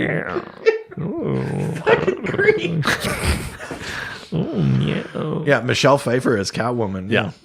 Well, yeah, because she plays both sides. Like, she plays such like a timid, unsure Selena Kyle, and then such like a and that whole descent, self-assured. Yeah, the whole transition of like that descent into madness too, and then seeing the Selena Kyle and the Catwoman, and that sort of big like final scene. There's like such like an element of like the despair that she can't have the life that she wants, like. Which like really, that scene between the Batman, he takes the mask off, and her and Max Schreck in the lair there. Yeah. Well, and really, I think captures the whole dynamic that's been throughout the comics of Batman and Catwoman. Yeah. Yeah, that they never get the ending that they should get. Tom King. Didn't they get a wedding and then she leaves them at the altar? It was a giant or something? fake out. Yeah, of course it fucking was. Yeah. Can't commit to anything. Richard, we know you're not be Penguin. Yeah. Yeah. Best performance. Wow. I'm gonna show her my French flipper trick. It's gotta be the best performance. I agree. I would have said DeVito too. He's just totally transformed. He created that character, I think. Nobody else did it like him. And he plays such like a Quasimodo version of the Penguin that he's like, he legitimately is just a guy that wants to fit in, but he's got no moral compass, and and when he realizes he's being used, then he's like, fuck it, I'm gonna take all the firstborn kids. like that take the firstborn, that's not a plot. A plan that he has through the movie. That's just like, you fuck me, I fuck you. Like that's what it's. There's something about him snapping that's so. You know what they say about penguins? They take the firstborn child. Well, and talk about dark. Like, and he's gonna fucking eat those kids. Yeah, he's not just gonna steal them. He's like gonna do weird shit. Yeah, which you know what. Yeah. You got to give him credit for the dedication. I mean, anybody who's willing to put hydraulics underneath a fucking manhole, I think that like somebody who really has a plan. I like that when he makes his like entrance, no one in Gotham is like, who installed that? Yeah, when did that's just like a lot of work. What a natural entrance for this man from the sewers. My tax dollars are going to that? Yeah, make him mayor. We almost couldn't have a parade last year until the Joker threw money out of a blimp. But like we can install a hydraulic sewer elevator. Clearly, I mean, we've got those weird sky rails. Like clearly, we've got money. Yeah. No, I would have said DeVito too, but Michelle Pfeiffer is a great pick.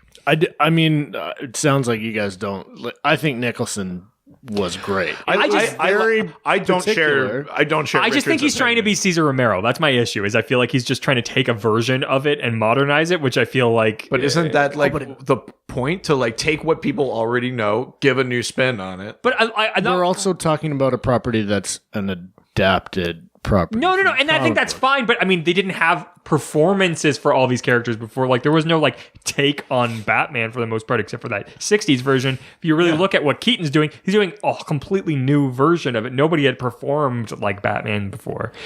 I feel like you've already seen a version of Joker that's like that. It's like you took him out of context where it's just like it made sense in the 60s. But I don't know. To me, the thing that Nicholson brings to it is that like Nicholson in real life probably killed someone. Yeah.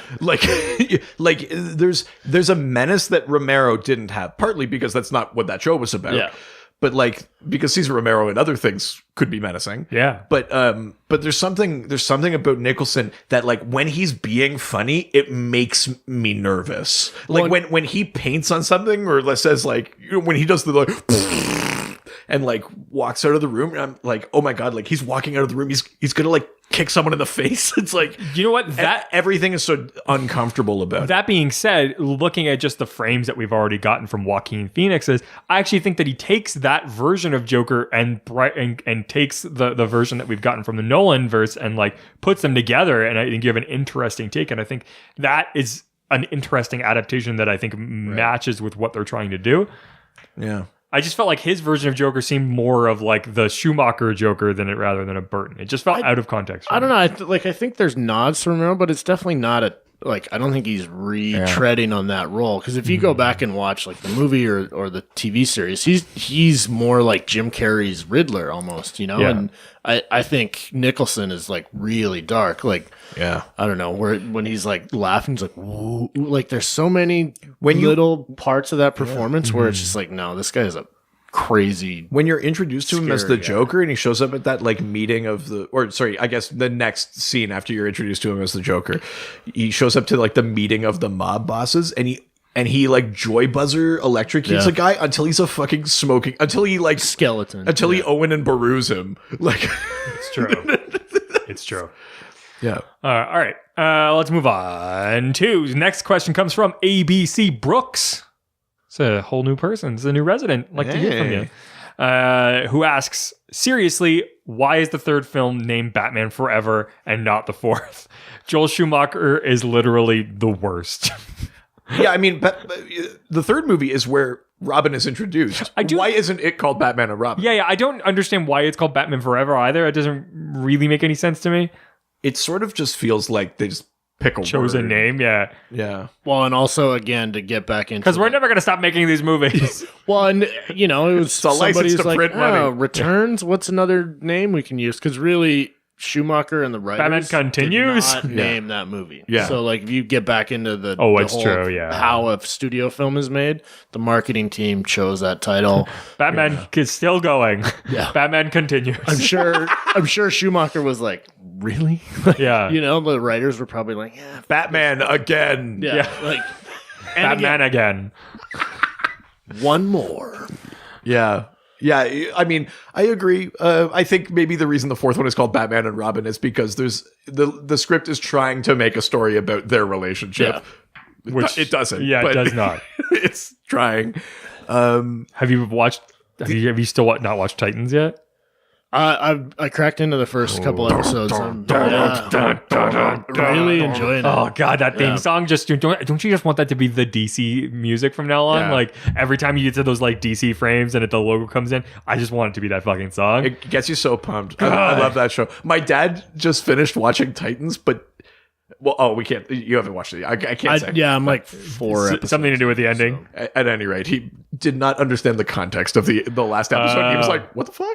But at any rate, Okay, but regardless, they do a really good job of the relationship without ever bringing Batman in. Really, Yeah.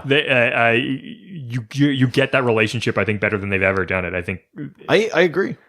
absolutely. Anyway, so ABC Brooks.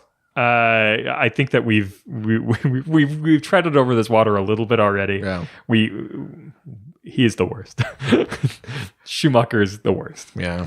I feel. I mean, like. Did you read that interview that he did a few years ago where he like apologized? Where he apologizes and goes through, and it's just like, this is why the nipples happen. We get this guy who was basically this amazing sculptor who like we wanted to make it anatomically correct, and the basis of it was all based off of like Greek and Roman like sculptures, and that's why. But you can see that in like the art direction, the set design. Like Schumacher's Gotham has those like Leviathan statues and shit like that. Like Burton's had gargoyles and shit, but it was never like that. Like the Schumacher ones, there's like 100-story statues of people holding a fucking observatory. There's something to really be said about that concept too, where it's like, what if like these Greek and Roman empires continued on? Yeah. That's where Gotham becomes, is like they're built to fail because there's so much power and consumed by their own decadence and shit like that. Yeah, I mean, you're right. That's not a bad like choice. It's actually quite interesting, and I actually don't hate those suits, you know, like, because the thing when you draw a suit in comics, you can make it look like fabric, and then it's just like clinging around all your muscles. Like fabric does not work that way in real life. So like you want to recreate seeing all the abs in that, like this, but especially at the time, what do? It's like sculpted rubber, I guess. Like that's the only way to get also close. that like technology was just really becoming like really what it would become, right? So that it was the first time they were ever really working with it, and they were just experimenting, right?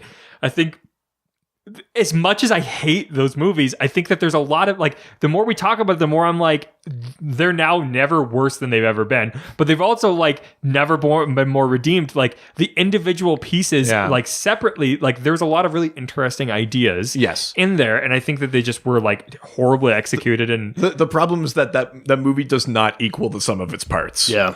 Like the parts they're on the right track. Like I wonder if, or they're on a interesting track, if not the right one. If they had never been made then and they try to make them now, I wonder if we would have gotten like almost like a Lego Batman version instead, because the concept of the like toys being played with, I wonder if they would have just gone right for it now, because now we have Lego Batman and it's like, oh, that's kind of what he was looking for, I think, in some ways. Like, but I also think you never get to Lego Batman and if you didn't, Will Arnett's performance without so much of that is jokes on those type of things, right? Really, this is the thing that only hindsight, I think, can give you. But like, I think I don't want to go so far as calling it vindication, because that implies that he was right the whole time. But I think that the thing that maybe is a little bit of a redemption story for the Schumacher films is you're right. Like Batman is both. He's like the grim, my parents, like Frank Miller, violent Batman. And he's also the silly, like, everything in my house is shaped like a bat. Like my helicopter, my boat, like both things are true. And in the comics, the ones that are the best are the ones that deal with both. Scott Snyder is a master of like blending the silly idea that he's got all these things and he names them all bat something, while also being like, you know, the Court of Owls is tearing your city apart. You think you aren't worthy. Well, and that's also the really interesting thing about adapting a character that is now almost 100 years old. Yeah. You know, like there's so much to draw from. There's so many stories to choose from, and there's so many different interpretations. Like there's been a million writers and a million artists that have tackled Batman. Yeah. And you know what? Like we could go through and pick them apart. Obviously, the movies are a little more of like a focal point because they're big in their movies. And but yeah, I mean, they're also access points for like the broader pop culture, right? Like not everybody reads comics. Yeah. More people see movies. Yeah. So, you know, they become important that way, right? Well, I feel like we're heading into this direction anyway, so let's move on to the next question, because I think we've touched on a little bit already. Sure. We're heading on over to Reddit, where everything's nice, no one's ever mean. First question, and I think this might... No, there's two here. The first question from Reddit is from Iron Joker 33. Never say die, Iron Joker. Never say die, never forget. Iron Joker 33 asks two questions. First, what things unique to these movies worked best for a Batman story, and what worked the least? And the second question is, cast a Harley Quinn for these movies. I know she was created around this time, and I've always thought her in them would have been great if we had seen a second outing with the Joker. So, first one. Two things something that worked really well for these for a Batman story, and what worked the least. So I think we touched on a little bit, because I think that like there were some interesting things that like were brought to this. But yeah, I mean, my nomination might be the thing that we were talking about like the set design and the costume design, especially in those Schumacher movies, is that idea of like a late stage Roman Empire. Like you're looking at like the fall of this capitalist society, like at the point where things are crumbling and corruption is rampant and you need a fucking Batman. That's the end of your empire.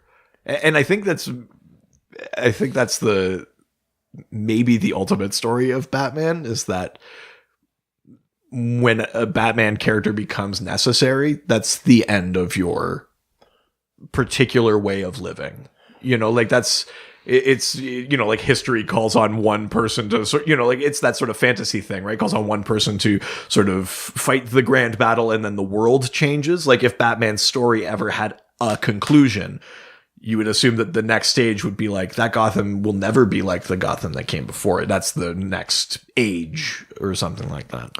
Yeah, and I love that idea of that world, because I feel like, you know, maybe the fifth one would venture into like Batman Forever or Batman Beyond territory, you know, where it becomes more futuristic. And certainly the Schumacher world, I think, is very much more futuristic and like in a time that's not present, that's in the future a bit.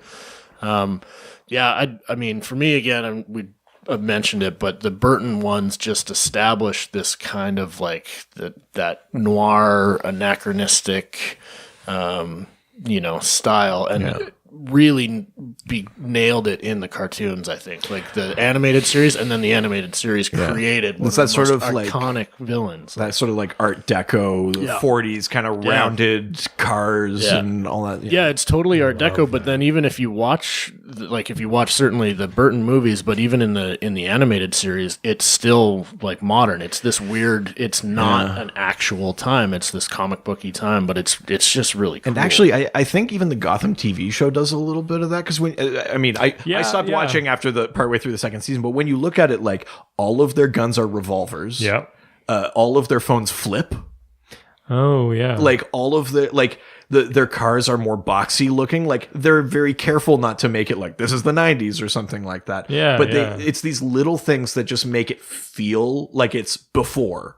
Yeah. Right? Like they're not using brand new guns, brand new phones. For sure. So you're not imagining that like by the time Batman comes around, like I don't even recognize the technology. Yeah. It's like little things like that in the art direction to make that sort of feel. That's a good point. Yeah, absolutely. So the second part of this, which is second cast Harley Quinn for these movies. In that time, Sarah Michelle Gellar. She's a little young there, though, isn't she? Isn't that like the middle of Buffy? No, Buffy started around Batman and Robin, I think. Yeah. Oh, did it? Okay, but then if you're in the next movie, and I mean, you've killed Joker in the first movie, so then I would imagine that your version of Harley would just be someone who was like heard about, she wouldn't have been around when it happened, but just heard about this like Joker thing and got obsessed with it and sort of like delved into the case and sort of maybe becomes obsessed with / falls in love with this person that doesn't exist anymore and then tries to live up to them, like more of a successor than a partner. I would go with, and I know she's in Batman Forever, but I would go with Drew Barrymore. Because she is in Batman Forever. That's she's right. one of Tommy Lee Jones's she's the good one that like feeds him caviar. Yeah, she's the little angel, and then there's a little devil. But yeah, I think she would have been great at that time, especially. Interesting. Too. Yeah. Okay. Yeah, I could see that. Richard? Goldie Hawn. Nice. Goldie Hawn. She would have been a little old, but a little bit. But I think you could go. It would have been neat if they didn't kill Nicholson's Joker. Well, because watch them play off each other. Because I feel like she could totally play that sort of like ditzy girl, but like clearly like secretly has her shit together. Like, oh, interesting. Yeah. Yeah, and mean too. You can see her being deadly. Yeah, I dig on that. Yeah. Plus, also, it's a fucking comic book. They could bring the Joker back in the fifth movie. Yeah, exactly. Of course they could. Well, that's the thing. Yeah. I cloned Mr. J. Do you know who else too? Maybe Sally Field. Oh, yeah. Interesting. Yeah. These are all interesting picks. But yeah, again, it got Taya Leone.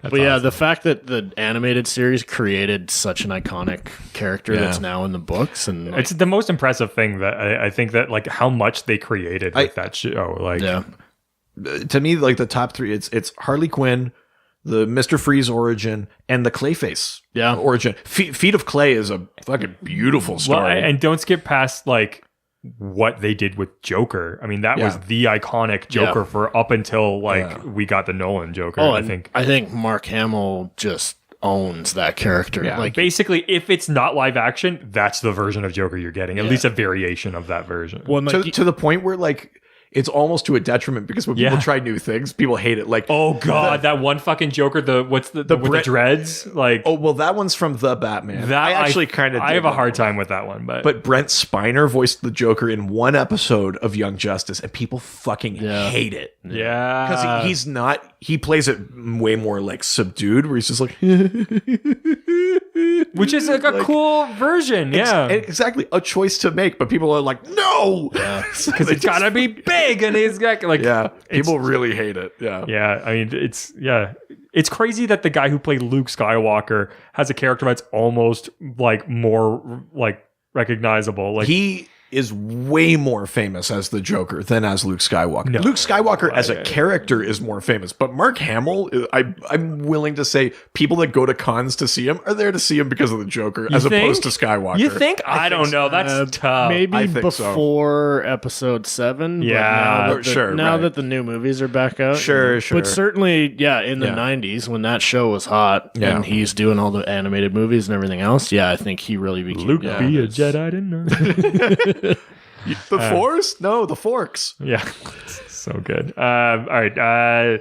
Next question on Reddit comes from Sir Dragon. Oh, Sir Dragon. It's actually SER, but I like to think Sir of it as Dragon? Sir Dragon. Oh, okay. Who asks, considering Alfred is never recast throughout the films, but Bruce Wayne is, it does lend credence to the theory of him raising Batman to fulfill his nefarious scheme. How does he abducting these different men and convincing them they're Bruce Wayne? And where does he hide the bodies? Is it in a landfill where he puts the love interest from previous movies? Okay, this is the most Dr. DC question. This is a little inside. I don't know how if you've listened to any of the episodes where we talk about this, but Richard and I developed what's now known as Evil Alfred, who basically he's a man who designed a tactical combat suit for an urban environment, and he has a dream, but he needs someone to fill the suit and be perfectly trained. So I go around and I find a nice set of wealthy parents, and I kill them in an alley in front of their son. Just a little pop. Kill them in an alley. I mean, Joe, chill. Yeah, somebody else killed them. Sorry, Mr. White. Yep. So we did this whole fucking riff. We actually pitched an entire film of Alfred Begins. Oh yeah. But basically, so this person is suggesting that because there's no continuity of Batman actors. That's fucking genius. I mean, if that's the case, though, then Alfred's real skill is in convincing the people of Gotham that each one is Bruce Wayne, let alone convincing them. Because Pat Hingle is Commissioner Gordon, though. I mean, but he's fucking useless. I mean, he couldn't detect a mystery if it was hitting him in the face. He couldn't detect his way out of a paper bag. Yeah, basically, yeah. He'd be like, "Oh, Batman, a paper bag." So I mean. The toughest thing was getting my hands on a neuralizer big enough to just flash all of Gotham City so I could impress the new memory of the new Bruce Wayne. No, there's a simple answer. I mean, Bruce Wayne's a billionaire. He can afford some plastic surgery. Right? That's right. So Alfred... That's not Alfred takes his face off. I just take your face and I take it off and I put it on this one. Just a face off. It's quite easy. I mean, if Nick Cage can do it, Alfred can pull it off. That's right. I mean, that's fuck. It's my favorite question we've ever had. Yeah, I mean, it's the most fan question we've ever. It's very inside baseball. Oh, I love you, Sir Dragon. Sir Dragon, I love you. Thank you, Sir Dragon. Oh my God, that's amazing. All right, well, let's head to our last question. Okay. Which means we're going to email. Checking the email. Hope it's from a female. See, he gets it. So good. This question comes from Robo. R-O-B-O. Not Captain Robo. No. Captain of the USS Kelvin. It's a Star Trek reference. Oh, God. Have you watched any of the Discovery yet? TNG was the end of my Star Trek run. Captain Robo is only in the first 10 minutes of 2009's Star Trek. I will say this: if you like TNG and you at all like the original series, the Orville's where it's at. Yeah, I need to dig into that. The episode they just released is just like they've it's unbelievable what they're doing in this new season. You need to watch it. I'm excited. I'm watching Discovery right now. I know, but it's a different show. It's a completely different show. Like, they're only just by Star Trek in name. I mean, this is really what you're looking for. Can you only watch one show? And Doom Patrol. I have a lot on my plate. Oh, I'm sorry. There's a lot of shit. Do you have a lot on your plate? Do you have a lot? It feels like Yeah, because Apparently you have enough I time to waste on a podcast with Yeah. this clown. yeah. Not waste. Come on. No, this is great. But no, it's garbage. but you find the time to do it's hot this trash, don't every worry. week. There's just some people have a lot going on and still manage to make the time. I wish I had a comeback, but I froze up. Oh.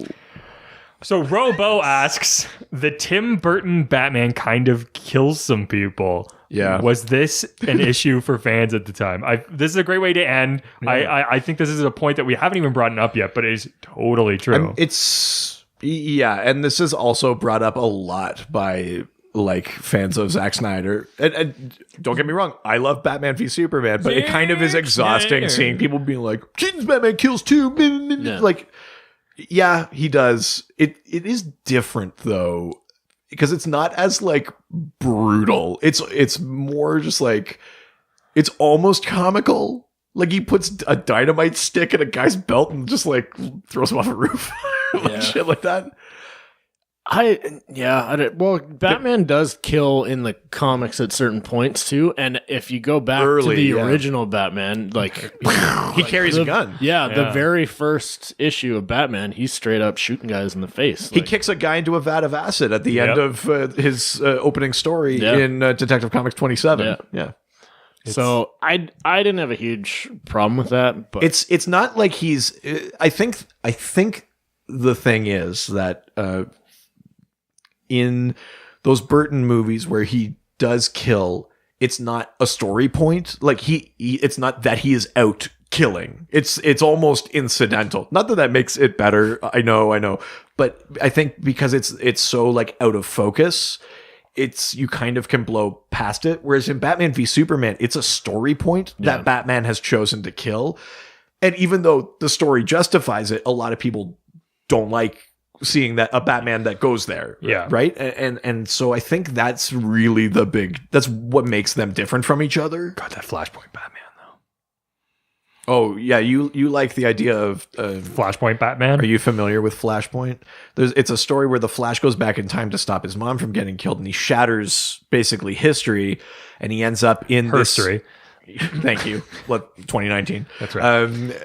And he ends up in this version of the timeline where Bruce is killed in the alley, and Martha Wayne goes crazy from the grief and becomes the Joker, and Thomas Wayne becomes Batman, and he is like a murder Batman. He's got gun holsters. He throws like the Punisher, basically. He throws that timeline's version of Harley Quinn off a building. Like it's fucking rad. Yeah. Well, and like even to go back to the 80s, like you look at like Dark Knight Strikes Back and Dark Knight Returns. He's killing people in those comics. Granted, it's way at the end of his life and everything, but it's not unheard of that Batman has killed people in the comics. I think in this day and age, like you can look at, there's enough like material to kind of go in either direction. I think that like, yes, there's like a precedent set for not killing people, but he's killed enough that it's not like, no, you can't like it's not like Superman is killing people. Like that's like, as for what fans thought of it, I actually don't know what the reaction to that is. I don't know if they got letters. There was like, no Batman version does of not kill, that's or like I'm not sure. I don't. I mean, I was 7, but I don't remember there being a same. You're like, hey, I don't like this. Yeah. I don't think it was as firmly established in the comics. Again, because it was that dark run of comics, and he was doing some pretty nasty stuff in some of those comics. So yeah, I mean, the thing I always come back to is like, I mean, don't get me wrong, I like Batman having the no kill rule. I think it's like it's something that keeps his character from being just fucking insane. Yeah. It's the difference between being Batman and the Punisher. Yeah, right? and I like that, and I wouldn't want to trade it in. But then you have to wonder, like, but what is worse, like killing a criminal, or like in The Dark Knight Returns, there's a bit where he jumps on a guy, and the guy's like, "Oh, my neck," and he's like, "You're young, you'll walk again." Yeah. But it's like that's kind of worse. Yeah. like I won't kill him, but I'll put him in a wheelchair for life, drinking out of a straw. Yeah, like Jesus. Yeah. it's it says that what's worse than death at that point. Yeah. You know what I mean? Like, obviously murder is bad, but like that's not great either. No, yeah. It's not like that's the good alternative. Like, oh, thank God you only crippled me. Yeah. Yeah. there's like a whole ward of people in wheelchairs and quadriplegics and stuff that Batman has left, but he didn't kill them, so it's okay. Yeah, exactly. Yeah, it's fine. If anything, I think he really like gave them a second chance. He's like the Saw. I mean, you could make the argument that Batman is Jigsaw in Gotham City. my God. That he's always got an elaborate plan, and it's like, hey, Joker, want to play a game? Oh my God, even the voice is kind of similar. Certainly the Christian Bale voice. Have you ever seen that? the devil. So Pete Holmes does a bunch of like those sketches where he like parodies the Nolan Batman, but there's one where it's called Batman Chooses a Voice, and it's him. I love that. And he, instead of going like, he pulls someone out and goes like, "Where are the other drugs going?" It's like, is that Kermit the Frog? And he just like starts cycling through. He's like, where are the other drugs going? It's like, Pacino? And it's just like, he just goes through all of these different voices trying to find. He does like a Ray Romano, like, where are the other drugs going? It's very funny. All right, well, that's the end of our questions. That's right. But you know what that means. Oh, fuck. How do I forget this every fucking week? Well, if you listen to this, you might know what part this is. We're doing this week's Dial Doc. That's right. So what that means, I don't know. I'm springing this on you, so you don't need to participate if you don't want to. But every week, we do a thing based off of the old Dial H for Hero comics back in the day. And the idea was in those comics was I love that you're looking around the room because you're trying to come up with a character. No. It's the idea of those comics were that basically they would come up with random hero every issue. So a person would go into a phone booth, dial hero or dial evil, and they would become either a hero or a villain. And for that one issue, they'd have this randomly created character. So they used to do that. People would submit them, and they were just silly things like, you know, make a person who has a tank for arms, or like stuff that could never sustain long term. But this was a way of doing it for like short bursts. So we try to come up with one every week. We've been doing it for like 6 months, and I never remembered that we're doing this. No. Well, I will kick it off because I have one in the chamber already. Since, of course, we have a filmmaker in our guest this week, my character's name is The Projectionist. Ooh, okay. He was hit with lightning while catching his wife sleeping with a projectionist. The project. It's so on the nose. Yep. The projector is he's now able to project anyone's most shameful moments out to the viewing public. Oh, okay. So at any moment, it could just be like if there's two guys you want to get past them, you like show the one guy sleeping with the other guy's wife or something, and like right brings up a whole thing. Yeah, I mean, I'll give you this. That's an A for originality. That's not a power that we've explored before. I thought when you said like that he could like project, I thought it was going to be like, does he just like his voice? No, well, I was going to say like, does he just like assume that other people have the negative traits that he himself has? But okay. So yours is the projectionist who gets his powers because he's struck by lightning while watching his wife have sex with a projectionist. That's right. But he was never a projectionist before. No. Okay. No. He walked into the actual like projector like room and saw them. Oh, they were fucking in the room. Yeah. And then he was hit by lightning, and it was like all of it. What film together. was playing? I like to think that it was Eyes Wide Shut. No, it was the. That's too on the nose. Oh, sorry, that's too on the nose. Yeah. No. I think it was the King Kong remake. Oh, Peter Jackson one. Yeah. Was Beauty done killed the Beast? Okay. I'll go next to give Neil maximum time to think of one if he's going to do it. Mine is called The Willow Man. And the Willow Man basically is like a big anthropomorphic like willow tree, but he can use them as like sort of lashes and vines. So it's almost like he has like cat o' nine tail kind of arms, but he sort of looks like a willow. So he's kind of entish, I guess. Where you got that idea? Don't worry about it. It's actually because I looked at these pillows, but I was like, Pillow Man's already a thing. Willow. I just replaced a letter, basically. His name's Willow. He's a small man who has a wand, and yeah. So the Willow Man. Yeah. I'm gonna keep the movie theme going. Ooh. This is always people are always like, what does this person do on a film set. So I'm going to go with the key grip. Oh, okay. And instead of actually having anything to do with movie stuff, he's just Great hand really jobs. big hands, and he's just always grabbing people and holding on to them real tight. Right. So like, giant. He could probably climb really well, or like scoop. Like Sandman, giant hands. He's just running around, and he just has the death grip, and he just squeezes people. Terrific hand jobs. The key grip. Yeah. I like that. That's good. What, the terrific hand jobs? Yeah. I'll give you a doesn't key he- grip. You just came alive when I said those words. You were like, sorry? It's just like a fine wine. Like you never really get a good hand job, but when you do, it's just Sorry, hand jobs are like fine wine? yeah. It get better with age. Here, let me show you. No, get over here. I just want a really dry, like a Riesling. No spit, just jump right into it. Sandpaper. Gross. You hear that? So the projection is the key grip, the Willow Man. Yeah. We want to hear your dial docs. That's right. And there's only one way to do that. If you want to send your dial doc, all you have to do is the hashtag dial doc on our social media accounts. We've got a few of them. One of them is our Facebook, Dr. DC Podcast. our Twitter, At Dr. DC. Instagram. Dr. DC Podcast. We have an email. DrDCPodcast@gmail.com. Hang out on our subreddit. r/Dr_DC. Not only can you talk to us, but you can go to our website. DrDCPodcast.com or .ca. We've got some articles on there. We've got some merchandise, of course. But don't forget, you can call us. The doc phone is now open. All you have to do is call. 208-917-3238. That's 208-917-DCEU. Neil, thank you for coming on. Do you have anything that you want to plug? Yes, there's any of your stuff online that people can go to. You can check out our website, outpost31.ca.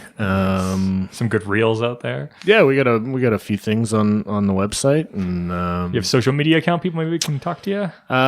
we've got outpost31_media Nice. on Instagram, and I think our Twitter is the same. Is there any any exciting projects you're working on you can talk about? Well, we just got back from the Dead North Film Festival. That's right. In Yellowknife, and we made a little film called The Changeling. And, That's right. It was good. We won some awards. We actually, I'm not even sure if I can say this yet, but I'll give you guys the inside scoop.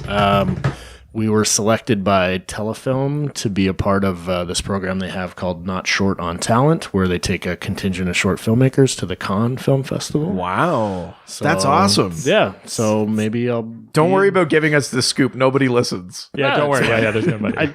So That's awesome. So you could be going to con if you can scrounge up the dollars. yeah, if we can figure out a way to get some money. Well, yeah. Anyway, we're going to con. You got to go. Yeah, Yeah. I mean, That's the biggest film course. festival in the world. That is dope. that's amazing. unbelievable. Yeah. Is there any way people can see that film? Is there going to be planned for distribution? Release? Yeah, we're exploring. Now we're a little more encouraged by our trip to con, so we're probably going to try to get it in some other festivals. So unfortunately, it won't be available publicly, but eventually it'll be online. You can go on our webpage and check out some older Dead North films we've done. Hell yeah. Subject 6 was a fun one we did a few years ago. That's awesome. Yeah. That's sweet. Absolutely. Just out of curiosity, do you remember what episode in season 3 of Smallville you PA'd on? Or which ones in the later seasons you did lighting on? I definitely did. This is a cool kind of Yukon connection. I believe it was season 6. There's a local gentleman named Tom O'Pennicott who went on to be an actor in a great many things. A big one, Battlestar Galactica. Right. And I actually worked on an episode that he did in season 6. Definitely some of the Green Arrow stuff. Right. I wasn't like a full-time. I just was kind of filling in a little bit. The one I did in season 3 had something to do with fancy cars. There's like a bunch I just of want to go back and soak it in. Lamborghinis. Yeah, look at that. Soak at that lighting. Yeah. I mean, I definitely have worked on the only other comic book property I worked on is I did a bit of time on Fantastic Four 2, which was pretty cool. Wow. Whoa. I worked on the whole wedding. I was just going to say, like, was it the wedding? sequence. Yeah. I worked on that and did like some random Silver Surfer against green screen gimbal stuff. Oh, interesting. Whoa, that's awesome. Yeah. Nice. Wow. That's dope. I mean, if there was anything redeemable about that film, I'm sure it was Neil's work. Yeah. No, I was lighting guy number 50 of 50 kind of thing. You know, those movies, like, there's literally 500 people on set. That's good plausible deniability. Yeah. I do have some more prominent lighting guy credits on some less cool movies, but That's dope. That's awesome. Thank you so much for coming on and talking about Batman. And thanks. I appreciate it. I feel a little embarrassed because you guys have had some good quality guests, and I hope that I have met the bar. oh, like half of the guests are family members. So No, but you guys also have like some legit, like, you know, people writing the animated movies and you know, comic book writers. We've raised the bar a little bit recently, but I consider this in keeping with the bar being raised. yes, I agree that I definitely agree. Yeah. This is part of the where everything's going up Millhouse this year for Dr. DC. Yeah, big time. Lighting guy, uncredited lighting guy number 12. Somebody said. Well, if you enjoyed this episode as much as we did, make sure to rate us 5 stars on iTunes. Give us a 5 stars, and so maybe write a little review. We're heading towards 30 reviews. Since we get to that point, we're going to do a live stream episode. You'll be able to see our video episode. Vidya. We're going to get the Vidya episode, and you're going to see our faces, and it'll be wonderful. And if you also want us to support us in another way, you can always give us your money. Buy our merch, or support our Patreon. Every week we have an extra episode of Dr. DC, and sometimes we talk about Marvel movies. Sometimes we do DC commentary tracks. You never know what you're going to get. So make sure to go to patreon.com/Dr. DC for that. This is Dr. DC. I'm producer Richard. Chill out. Cool party. This podcast's on ice. Oh, perfect ending. All the superheroes, they always fight for what is right. Live with danger and adventure, they are men of might. This was a Brain Freeze podcast.